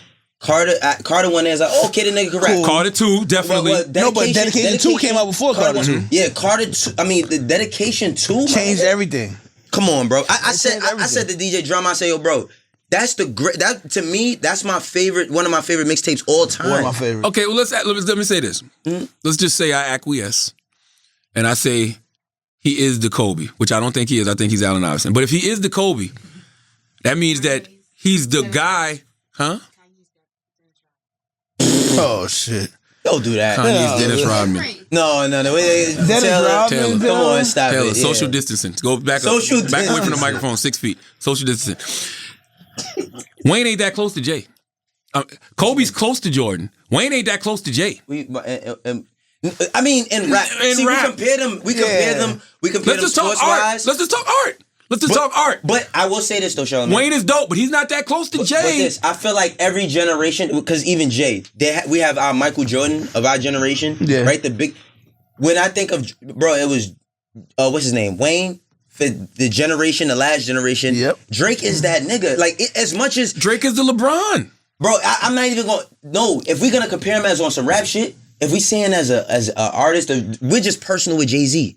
We're very personal with Jay-Z. Drake is the Jay-Z of these kids right now. Drake is LeBron. No, talk about him in rap terms. He's the Jay-Z of right now. Jay-Z Of their the last generation. 10 years. Because my son don't even Absolutely. jack the nigga. Like my son's like, man, I don't listen to that. And he's gonna go through that. He's gonna go through the same shit that when we telling kids, you don't listen to Jay-Z, they're like, what? Nigga, Lil Wayne. Yeah. He's gonna go through that. 100%. Drake. If we talking about music, Yeah, Drake is the Jay-Z of the generation. He's the fucking rapping Michael Jackson. But he's also the He's a LeBron. cheat code. And the analogy with LeBron is even closer because He the longevity. Got rings, but he got rings, but it's asterisks next to a lot of those rings because of the ghostwriting and stuff like that. They give LeBron asterisks because he went to go play in Miami. But the reason I would never give LeBron an asterisk because he won that Cleveland goddamn ring. Yeah. That's a hard one, baby. That one ring is worth 15 rings anywhere else. Yes. Yo, you know, I'm so happy you say that because I've been watching basketball faithfully since like 1990, 91, and that's the best championship I have ever 3-1. It's the best championship Damn, I've ever The seen. Golden State Warriors was 73-9. They were down 3-1, I'ma and tell he won you- it for his hometown. That's a ring. That's I'm gonna tell you, you know what this, all the things that we say, you know what this says a lot about? We're not calling nobody to Kyrie a rap. And I love Kyrie, man. Let's go next. Jay Electronica might be the Kyrie No, rap you're not going to do that. on a written testimony. No, he might be. So he might be on a written testimony. But Drake and LeBron are just they're so similar because of that, the asterisks that people put next to them with the longevity. LeBron been in the league 17 years, still balling. Yo, that shit Drake has a 10-year run, and I've never seen an artist have this kind of run. Yo, bro, I ain't gonna lie with Drake, like, even if you don't, like, even if a nigga be like, man, I don't like that nigga, whatever, it's no way possible you could go to his concert and not enjoy yourself. You can't front on Drake, bro. Yeah. Me and Charlamange was at the Summer 16 shit, and both of us, I was like, I did not I know get this nigga had, like, yeah, I was like, yo, this is crazy. I get it. Nigga nice, man. My favorite part of that whole concert was when he just did features. Yeah, when he did the He go on a He just feature did bag. features. Bro, but he took the shit. You know how JB, like, Hove used to do this shit where he be like, he used to play a song. Just be put like, cut that anyone shit out. off. Yeah. Bro, that nigga did work. Man, he did worse behavior. That shit was like 15 seconds and turned it off. I couldn't believe he turned it off. Turned it off, but The whole shit was rocking. he has so many hits. Yeah, Listen, his place is solidified in hip hop history. But I'm gonna tell you something. This shit is gonna really bother me if we don't figure out who the fuck Kanye West is. I'm dead serious because y'all's fronting on Tracy Kanye. McGrady. Nah, Man, Ye got Kanye got rings. First of all, Ye got hella rings. Kanye got rings. Ye Shaq. Ye Shaq, yo. Ye Shaq. I'm gonna tell you why Ye is Shaq. Most dominant. He was the most dominant. He produced his own shit. He really disrupted the game in that way. When he produced his own shit when it comes to Shaq. I don't know. I don't know. I haven't figured this out yet. We gonna beat this up. Okay. I could say he could be Shaq. I could make a case that Kanye West is Shaquille O'Neal because of the way he came in and disrupted every fucking thing. I can say he's not though because Kanye inspired a bunch of people. You don't see nobody want to be like Shaq right now in the league. You can't though. But Dwight Howard did want to be like Shaq. But I will say, if he is Shaq, if Kanye is Shaq, he's definitely Shaq on the Celtics right now. No. He's Shaq on the Celtics. The Or reason, Cleveland. He might be Shaq on Cleveland. Y'all forgot that Shaq played for Cleveland. I remember. And Phoenix. So Kanye not chasing the ring right now? nah. He's not ring chasing. So how's he Shaq? You got to compare the I don't careers, think Shaq man. was ring chasing. Shaq So wasn't the ring end. chasing? So then he was. Nah, I just think He Shaq played on Son, 14 He was playing LeBron, bro. I really think Shaq was just living life. I really do. I think he was just traveling, bro. He just wanted to He's just experience. traveling? He just wanted to experience different shit. Let me go He's see the how it richest feels being in basketball player Boston. ever. Like, he needed to travel. He was trying to get another. He was trying to get another ring, Kobe. man. He went to Boston after Boston beat that Laker team. Yeah, I ain't get that. Why do I think Kanye is Shaq? Yeah, we gonna have to. Nah, I'm just throwing out names. nah. And I don't want. Kevin Durant. I don't want to say Tim Duncan because I think J. Cole. fundamental. J. Cole is the Tim Duncan of rap. That's fair. Absolutely. He's the That's big fair. fundamental. That's Yeah. fair. You know what I'm Because you saying? never hear, but it'd be unfair saying that sometimes. Why? I'm gonna tell you why. Because when it comes to the Spurs, in the history of history, you never heard a nigga say, "Man, I gotta get home and catch the Spurs game." Never. Doesn't take away from their greatness. Doesn't take away from the because Spurs is one of the greatest to me, and I love Phil Jackson to death, but Popovich might be over Phil. Yeah. Because Phil got lucky with a few of the players he had. He had two of the best That's a shooting fact. guards of all time. That's a fact. He had Shaq, the best dominant fact. big man of all time. Popovich makes niggas into what he want them to be. It'd be somebody like Kawhi Leonard. Kawhi Leonard, if he would have went to the Pacers, wouldn't have been Kawhi Leonard today. Nah, if he maximized their potential. Yeah. So who's the player in the NBA that we've never quite seen anything like him before? No, I think he don't that's have Shaq. the stats. He got the rebound stats. That's it. I'm just talking emotionally. Emotionally? Nah, we ain't talking about emotions. Nah, yeah, come on. That's why I think it's Shaq. I think it's Shaq because we never had seen anything like Shaq in the league, and we have yet to see anything like Shaq since. So let me ask you, that's what I'm saying. So is Jesus... We've seen other producers is Jesus and and rappers. King ring chasing? Not to the level of Kanye. Wait, though. is Jesus is King ring chasing? No. That's heaven chasing. That man trying to get into heaven. Come on, man. That man trying to get into heaven, Wayno. Don't spit it like that, man. The moral of the story is A Written Testimony is a dope album. Yes, Very it is. dope album. I fuck with it. I don't like Flux fuck with Capacitor. I do wish that there was about 2 more Just Blaze records. Right. To act like Jay Electronica ain't on there barring people up is wrong because he is, but he's just standing next to the greatest rapper of all time, the Mike Jordan of recording. Yeah. And I can't think of too many MCs who would be able to stand up to Jay. There's only like 3 niggas that actually held their own on a record with him. Who are the 3? Beanie Siegel being one. Beanie Siegel definitely held it. Kanye. Beanie was one. Run This Town. Come on, Kanye. Yeah. Bro, Kanye Kanye held his own on the He got fucking... the best verse on That there. ain't one of my. That's not a. I don't even consider that like a Jay. That could. Let's take ourselves out of Reservoir. Yeah. I'm sorry. Social distancing. That's But that brand shit. let's take ourselves out of It's allergies, bro. But Charlamagne, let's take ourselves out of Reservoir Dogs time where niggas was rapping like that. Run This Town, Kanye verse on that shit is... When I think of a Kanye Jay barring up record, I think of Diamonds of Sierra Leone remix. Jay killed him. Jay Jay body. killed That's Jay barring up on Run This Time. That's just Jay playing with the beat. We are. This is. I used to hate that man, song. come by the way. on, man. But I Kanye still don't gotta- like that record like Kanye that. gotta- Beanie Siegel. Nicki Minaj. Or Nicki Minaj on Monster. Nicki Minaj on Monster. Gotta give that to Nicki, bro. Cannot take that from her. She got everybody on She there. got every. Jay is on there. She got She got everybody on there. She got everybody on there. It don't matter if you rapping on somebody and it's not. That's what makes it even better. Styles P on Reservoir Dogs. That's a one. That's. But once. But Styles P on Reservoir Dogs. But He's coming right Jay at got Hov. them back on Blackout though. Jay got them back on Reservoir Dogs. He got them back. No, he got them back on Blackout. What? Hold on, let me pull on this DMX first. shit. What? Niggas is hot heads and the bullets is heat seeking. Yeah. Niggas is hot heading the bullets is he They seeking. flow for pesos, chase hoes. Not I just circle around the block and the drop. Tell them jump I on the don't top give with the sun. Hold on, but Fuck look who at you me. are. Fuck who you I are. don't care about your pretty bitch. You Watch walk on out. your car. I don't care about your block and whoever you shot. I don't care about y'all whoever Whoever you drop. drop. I don't care about your past. If I did all the ass, I'm too but you busy busy. like you drove with a whole lot of hash. Yeah, but then so, Jay. no, as far as rap shit, I'm 10 steps ahead of niggas shooting Backwards, backwards just just to practice. Now that was hard. Ride or die, nigga, hopping in your That was hard. casket. But Jay, About to go to hell with you. But Jay Go comes to hell with with you. Jay said, I know, Pop, you can't stand us because you cocked them hammers. Running your crib, no prisoners. Pop your grandma. Locked in the slammer. No, What? popped up in the land. Crossed up in the drop. I popped up the antenna. Whoa. Watch your manners when my veins pop like scanners. Like raindrops, you hear the thunder when I cock the cannon. Big thing, big change, ain't shit change. Nah, but I ain't gonna front. Styles Beanie P went Siegel nuts. got a Beanie Siegel verse on that shit is crazy too. Let me see Beanie shit. Siegel got him on the other shit. I take you out this world, butt naked, covered in blood, gasping for air, clinging Once for Again It's dead On? light. Once again, it's on. By I the heard way- that. I couldn't believe it. I was like, oh. By the way, That's you talking that's a about diss record, too. you talking about diss 4 record? guys. You talking about 3 guys averaging 30 on a track. On a record, yeah. You know what I'm saying? Like that. Like that's not a drop off. Nah, it's, You know what I mean? That's 3 Elite elite levels level is- yeah. MCs. yo. And I'm not saying Jay Electronica is not an elite level MC, but I don't know if he's an elite level MC. I think he's a really dope MC. Yeah, he don't have long enough body of work to He judge don't it. put out enough music for us to For the call him judging, an yeah. elite. I think that he is elite. He just gotta like, and he doesn't. I feel like how you were saying about like Cardi, not like Cardi B in the same sense, but like, does he have to drop any more music like that? Is he going to? I don't think Jay Electronica is going to drop no music. Y'all scaring him off. It's not nobody scaring him off. He been not putting out music. For somebody like me, I'm a little biased just because I really love the subject matter. But I can acknowledge that I don't think Jay's Electronica is an elite level MC. Yeah. I think he's a dope MC. He could be. He's You get there. 45. Hove. He could be, but I'm saying he could be an elite level MC if he had consistency.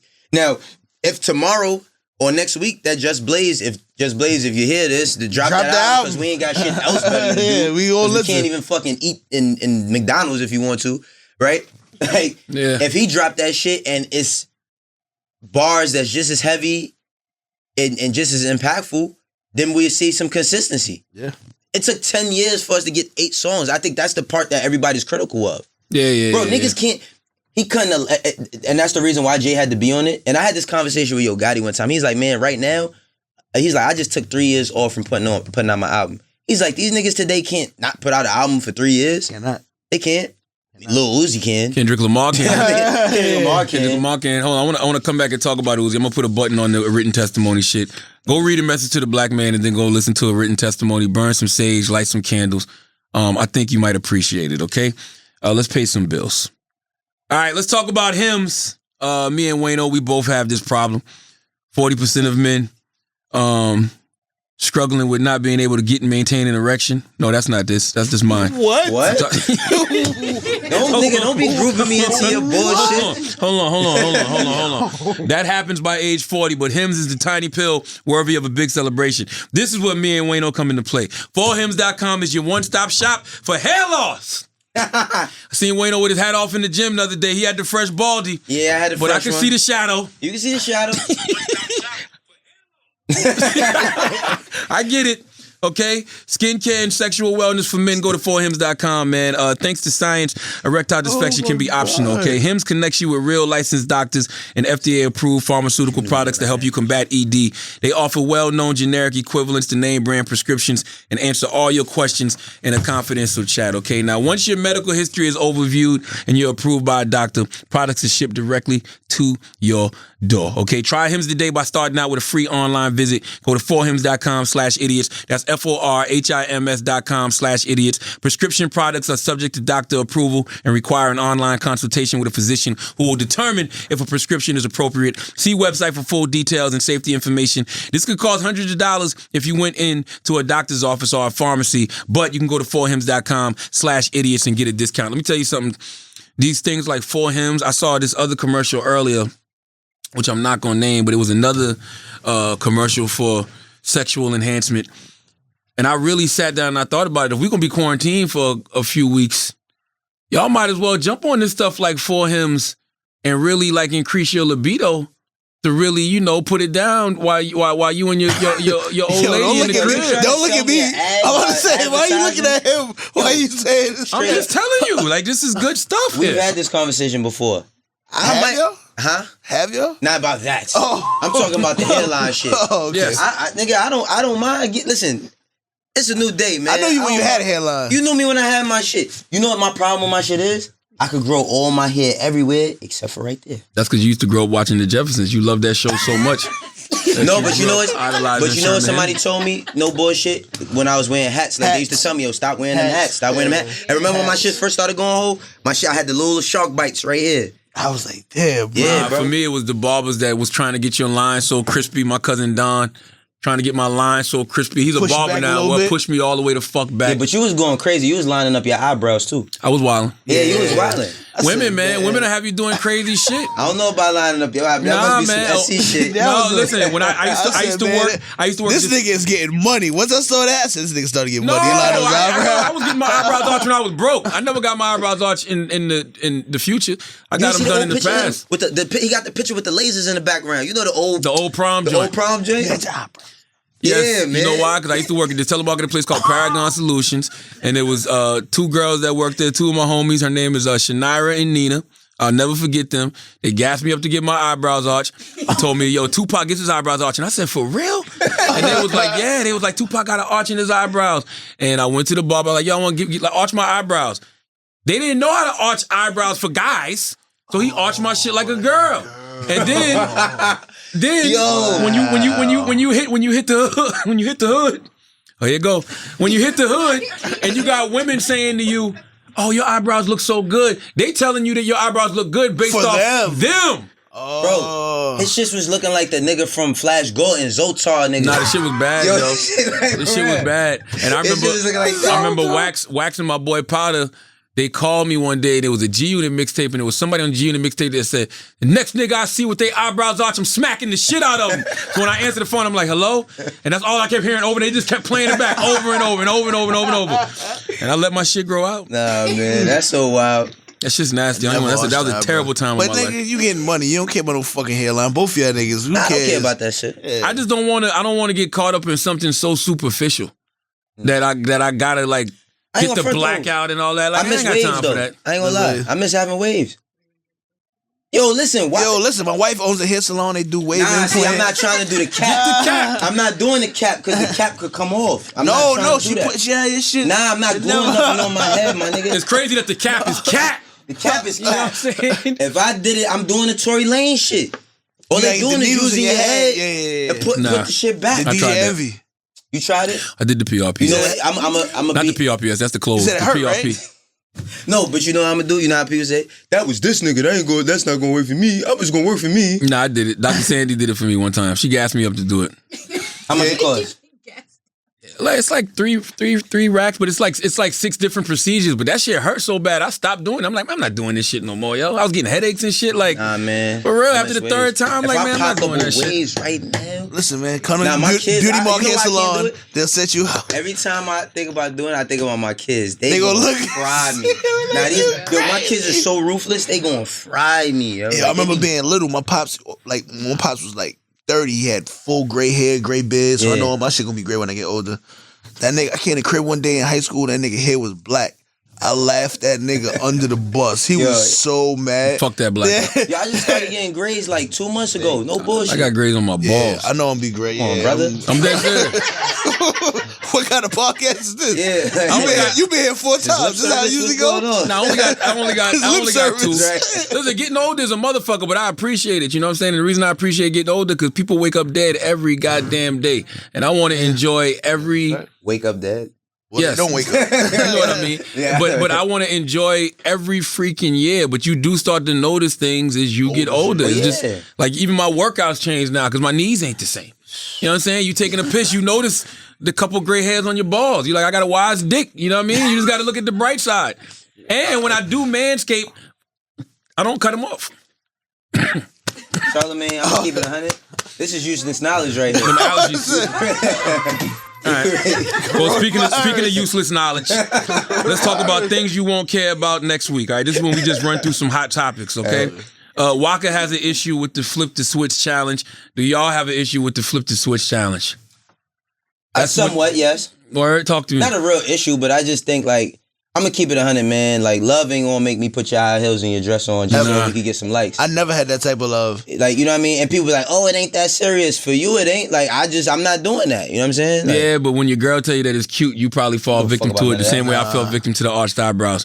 Women have you Nigga, that doing was some 20 strange years things. ago. You're right. You're right. You ain't You're doing right. no flip the switch challenge. No, I'm not doing that shit. No. Yeah, I'm cool. I think that there is a little bit of an attack on male masculinity a little bit. I think this is a light. I don't think it was. Hotep Hove, let's go. I don't think this challenge was meant for that, but it's a little underlined, whatever. Yeah, I'm yeah. not tripping over. I don't. you know, it's just like, you know, I don't know. Men run this planet, but it's like every time a man says something about being a man, people just get so offended about that. You know what I mean? Like, Yeah. it's nothing wrong with, like, I feel like people, you right to have your stance on whatever, but when I have a stance on something, and I can't. You know what I mean? Like, you can say whatever you want that could possibly hurt my feelings, but if I say something that hurts yours, then I'm the wrong person. So, whatever. Yeah, I'm just not entertained by the flip the switch challenge. I'm about to say, yeah. I'm just not. It's not entertaining to me. I'm not. It's just not. Like I don't. It was cool the first like 2-3 times. After that, I was like, all right. That's something somebody does once, and you're like, oh, that was funny. That was Yeah. slick.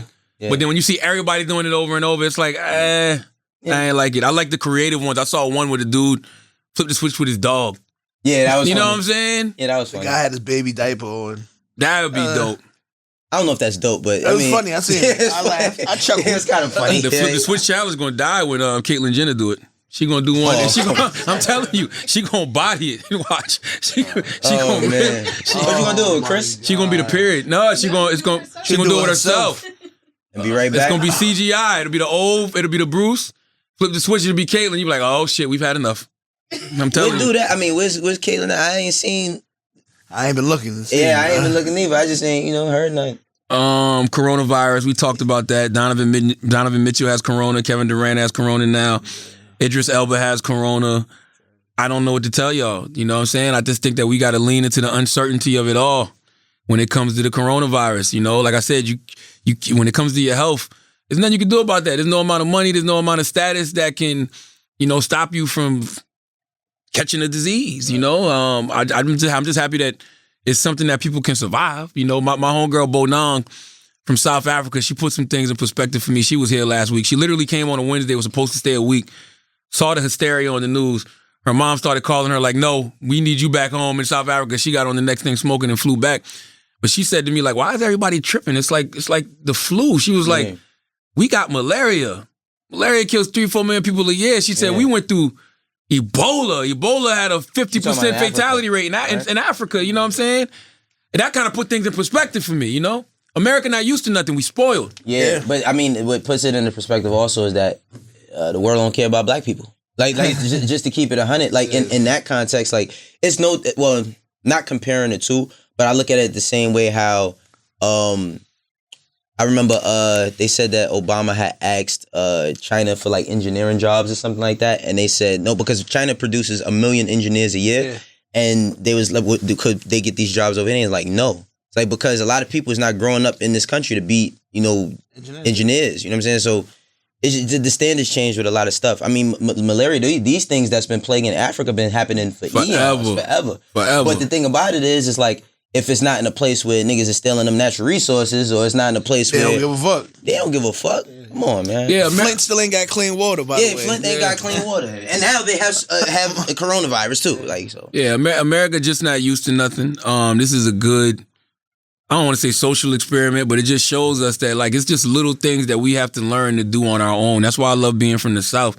Because, we do learn to live off the land. You know what I'm saying? I was talking to Andrew earlier this week, and he telling me about how Corona's all over this place, Corona's all over that place. And I said, Andrew, you ordering Uber Eats, ain't you? You know what I'm saying? If the shit can live on services, you got somebody fixing your food in the restaurant. Right. You got somebody delivering your food. They bag it up for you. They put it in the Uber Eats. They deliver it to you. Like, and he's like, yeah, but we got to eat. And that made me think like, boy, America's so spoiled because if that is what we're depending on to eat. Yeah, I ain't depending on Uber Eats. Imagine when imagine when some real apocalyptic shit happen and shit can't move at all. Yeah, niggas better you better learn how to fucking hammers and all that. Yes, shit, you better learn how to motherfucking farm. You better learn how to fish, you know? And to go back what you said too, I was thinking about this, because you said something about engineering. And I thought about this when we talk about having a black agenda with these politicians. Like, I think that should be part of the black agenda. I think that they should make trade school free. Not just these, these HBCUs and these PWIs. Like, make trade school free. People need to learn how to do shit with their hands again, man. Fix a car, change a tire. I just, it's crazy, like, because with this whole, the first time I ever voted, I only voted because they said vote. You know what I mean? And I was old enough. But now, I really don't trust no politicians at all. You shouldn't. None of them. Like, I understand, like, the whole local politics. I started getting into that, like, three or 4 years ago when one of my homegirls started putting me on about local politics because I'm always thinking about how to change the hood, even though I don't live there. I'm like, yo, you're from there. Yeah, I'm from there. So it's like, that's why I want to change first. But it's like, no president, none of the shit that they saying really pertains to how I'm living or the people I love is how they living. So I don't know, man.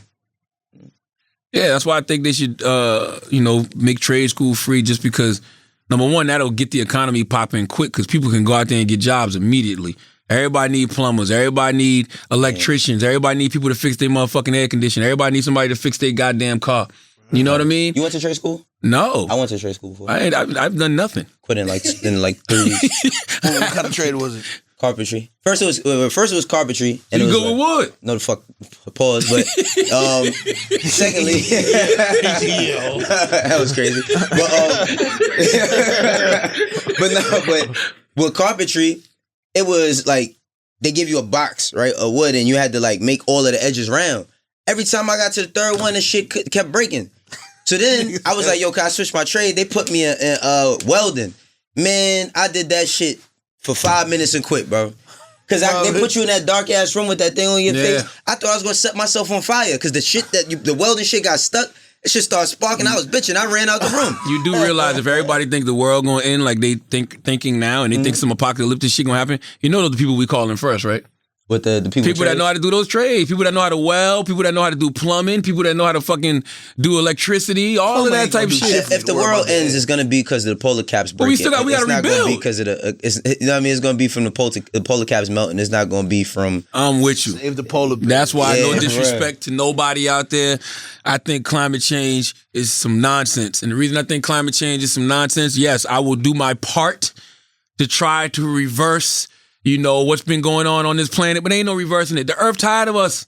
The Earth sick of our shit. I was just watching this shit on National Geographic last night, man. The polar caps is melting. They sick of us. You know it's crazy when people be telling us about we only got for us 2020 recorded years, and people be talking about 2 billion years ago. So how many Earths has it been? Yes, how many species have come and gone? Oh yeah, dinosaurs, cavemen. I'm happy you always talk about aliens and shit, bro. Word. Because I'm gonna keep it 100. If you look at animals, if these niggas could open their mouth and say something, they be aliens. Shit. I seen some shit the other day that looked like some shit straight out of Men in Black. If this motherfucker could have said hi, I'd have been scared to death. Bro, listen, think about this. We never heard dinosaurs make a noise. We made up a whole way they sound. Way they sound. How do we know that? Right. Imagine what turtles have seen. Yeah, turtles live thousands of years. Yeah. Turtles be probably looking at us like, man, I can't wait till these niggas go extinct. It's so many, but a lot of science fiction movies is reflected by nature. Because I just was watching some shit the other night about I forgot parasites, right? Mm-hmm. And they show some shit about these fucking spores. And it shit reminded me of Alien Covenant. Remember how the spores got in people and then they got the alien inside of them? Fucking spore gets on an ant. It drives the ant crazy, bro. Makes the ant walk out of the colony and go sit on a limb until it dies and then grows out of the ant. Imagine some shit like that happen to people. But people, I'm not saying coronavirus ain't a serious thing, but there's so many things that go on that could. By the way, we bullshitting. That might be why the government tripping. This is just Charlamange conspiracy theory. That coronavirus might be a plant, and they might have already been experimenting with this shit and saw what happens after 9-10 months. We might turn into gremlins or some wild shit. I'm serious, yo. Yeah. That's why they quarantining motherfuckers like, yo, don't eat after midnight. Don't fucking get wet. Like, seriously. Yeah, I don't like the word Don't quarantine. get high and watch Net Geo or the news. Yeah, bro. You see all them locusts? I think that's in Africa. Yeah. That's Revelations. That's what J Electronica raps on that on the Written Testimony. He's like locust something in plagues. Ebola virus is a plague. Coronavirus is a plague. These fucking locusts. You ain't see this shit? Yeah, I seen the video of it. Like this shit is really fucking happening. But guess what? You get what you asked for. If you've been going to church all these years and you've been hearing about that second coming, this might be it. And what are you gonna do? Amen. There's nothing you can do about it. So you think I'm about to stress? Yeah, I ain't stressing, What man. you gonna do? I ain't stressing. I'm just in the crib with the kids. What if this the end? Then it's the end. It's the fucking end. Yo, you know what? I asked my son about that. I asked my son bring NBA back. I asked my son what he thought about all this coronavirus shit and all that. He was just like, I guess if you get it, you get it.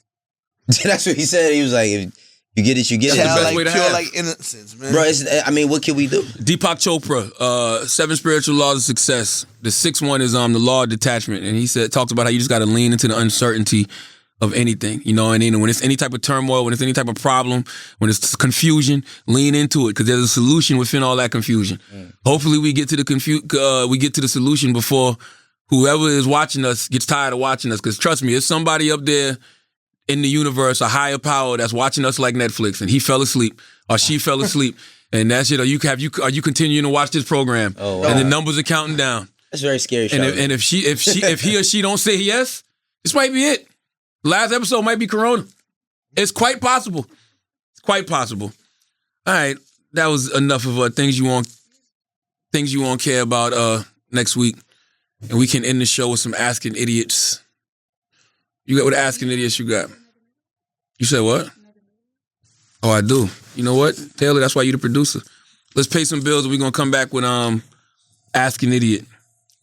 Turn your dream into reality with Squarespace. Squarespace makes it easier than ever to launch your passion project. Whether you're looking to start a new business, showcase your work, publish content, sell products, and more, Squarespace is the tool for you. With beautiful templates created by world-class designers and the ability to customize just about anything with a few clicks, you can easily make a beautiful website yourself. Squarespace's powerful e-commerce functionality lets you sell anything online, and analytics help you grow your site in real time. Everything is optimized for mobile right out of the box, and there's nothing to patch or upgrade ever. Buying domain domains is simple, and you'll get the help you need with Squarespace's 24/7 award-winning customer support. Squarespace empowers millions of people, from designers to lawyers, artists to gamers, even restaurants and gyms, to turn great ideas into something real. Head to squarespace.com/idiot for a free trial, and when you're ready to launch, use the offer code IDIOT to save 10% off your first purchase of a website or domain. That's squarespace.com/idiot, offer code IDIOT. Now let's get back to the show. The announcements are a very important part of what we do in church. All right, this is the part of the show where we do church announcements,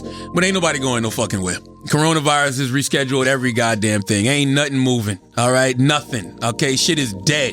Ain't no stand-up shows. Only thing you can catch us doing is broadcasting on The Breakfast Club, 6 a.m. to 10 a.m., and you can catch this podcast. You can go out while you're sitting around quarantine, because I saw something this morning, and I said, oh, yeah, people are quarantined for real. My first book, Black Privilege, Opportunity Comes to Those Who Create It, I was on Amazon this morning for whatever reason, and it was... the bestseller tag was next to it, and it said #1 in general broadcasting. So people is out here buying books, and it was the Audible book. So people are out here downloading content off Audible. And I know me personally, I bought 2 new books yesterday on Amazon. I bought The 7 Spiritual Laws of Success because I listened to it on Audible, but then I wanted to own it, so I bought that. And then I bought this book about Muhammad Ali and Malcolm X's friendship. I can't remember the name of it. It's not Blood Brothers. That's one book, but it was another one. But I read that. So, yeah, go on Audible, go on Amazon, and buy some books, preferably, Black Privilege and Shook One. But, take this time to strengthen your mental. But other than that, ain't shit moving, babe. Now back to the show. I know God got a sense of humor, though. That's why he made this come out during allergy season. I'm serious. Because, when you sitting around trying to hold in coughs and hold in sneezes, every time you do that, I guarantee you, the way we laughed at that Lou Rawls meme. You saw the Lou Rawls meme when he's singing and he starts coughing, but he's trying to hold it in because he's singing at the same time. The way we laughed at that meme, it's a higher power laughing at us the same way. Oh, man. Okay, Ask an Idiot. This is a good one from at TJ Bottle Pockets. He says, where are y'all going to go if the apocalypse happens? Hove, talk to me. If the apocalypse happens, I'm not going nowhere. Yeah. Where I'm going? I'm staying in the house with my children, my wife, my loved ones. Say a couple prayers, and that's it. Where I'm going. Wayno, where you going if the apocalypse happens? I'm be in the crib too, man. Got a lot of food, PlayStation. I'm a licensed firearm owner, so don't come knocking at my door on some bullshit. Yeah. I'll be good. I'm going to heaven. That's where I'm going if the apocalypse happens. I'm going to be up there watching Wayno and Hove fight off people with guns. Hopefully they get me and my family up out of here first. I'll make a place for y'all. Okay, I'll hold the door for y'all. Yeah, send me a DM from there. At Amit Coward 28 says, what do you think America and the world will learn and put into action about coronavirus? I think that's a really good one. I think that America is going to learn that we're really not prepared for anything. America has been living too high off the hog for too long. A lot of things that we see happen in other countries, we just think that it can't happen to us because it's America. And it's kind of like when 9/11 happened in New York City, right? Like you didn't think something that tragic could happen in New York, but you saw how it shut the city down. Yeah. This right here is shutting the nation down. So I just think that, one thing that we need to learn is that we're really not prepared. And number 2, when shit hits the fan, we all in the same motherfucking boat, B. Absolutely. Period. We're not in control. That's the other thing. We're not in control, goddammit. The arrogance of man is to think that we're in control. Especially the American man. Oh. You want to make God laugh? Tell him your plans. That's right. Right. Just Jay Walker, we're doing Ask an Idiot. He says, what's one thing you miss? I'm not answering that. That's stupid. At Ryan Delo, Ask an Idiot says, who in the studio is the most likely to get the Wuhan? By the Wuhan, he means the coronavirus. Inshallah, none of us get the coronavirus. Yeah. Like, what the fuck? Who's most likely? Your mother. Fucking your mother. Your mother. That's most likely to get. Right. At IMHWTN says, what's your opinion on the Bucks going after Tom Brady after Jameis Winston gets eye surgery to better his game? It's hard for me to accept Tom Brady not playing in white, red, and blue. It's whack. Yeah. It's like Jordan on the Wizards. It's like Peyton Manning on the Broncos, even though Peyton did win a championship, so that don't count. Your days are numbered, Jameis. Yeah. He gone. You're going to be going to get your crab legs somewhere else, baby. He's a free agent now. Come on to the Giants, baby. I hope somebody pick him up. He'll be good in New York. Yo, the crazy thing but about... then y'all got a good quarterback, though. Man, the thing about football, though, is like a nigga could be a quarterback for 15 years and be losing. Like, that shit is crazy. Yeah. A point guard, you fuck up the first season, it's over. You out of here. See what they did to Lonzo Ball. This is a good one. Ask an Idiot. Andrews said, what do y'all think about Oprah trending on Twitter last night for human trafficking accusations? Huh? I missed that She one. was the number one trending topic. They said that they raided her crib and all that shit. Yeah, but then she said that she didn't raid her crib, that nobody raided her crib. She's been sanitizing and socially distancing herself. I think it's dangerous. It goes back to what I've been telling y'all about social media. Mm-hmm. Yeah, it goes back to what I've been telling y'all about social media. Some Orson Welles War of the World shit is gonna happen on social media because niggas believe anything they see on social media. Like somebody sent me that video yesterday afternoon. It was a fucking YouTube video, bro. Yeah. Do you understand if Oprah Winfrey's house got raided, that shit would be worldwide, international news, every fucking where, not on some YouTube video. Yeah. The same niggas that believe in a flat earth believed in that Oprah Winfrey sex trafficking video yesterday. That's You know anybody who believes in flat Earth? Because I know somebody. My wife's brother. I met somebody that believes in For it. real?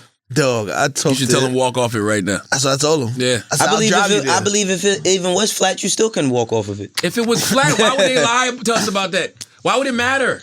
Yeah. But the thing about, everybody wants to believe something else that everybody else believes. Like, you know what I mean? Like everybody wants to say, "Oh man, you believe that?" It's like kind of like, and no bullshit, man. Like what they did with Young Berg, bro. Like how people jumped. People jumped off my nigga, like jumped off the roof on him, was talking crazy, all of that, and then that woman needs to be charged. 100%. Yeah, that shit is crazy. There should be some charges brought up against her because women make these accusations about men. These accusations don't be true, and then nothing happens. She tried to line that man up clearly. Right. You know what I'm saying? Young Berg said that the woman swung on him in the house. I don't believe in hitting women, but if there's ever a time when you probably would, is when you see that this woman's trying to set you up. Yeah, you looking on your fucking surveillance I seen footage, and you see Right. dudes trying to come in the house, Right. and then she swings on you. You like, yo, you got to do what the fuck you got to do to survive. Yeah, man. So- Like, I hope we get through all of that. But you see how people is just like so easily impressionable. Yes, and also with the Oprah thing, I always say nobody cares about the truth and the lies more entertaining.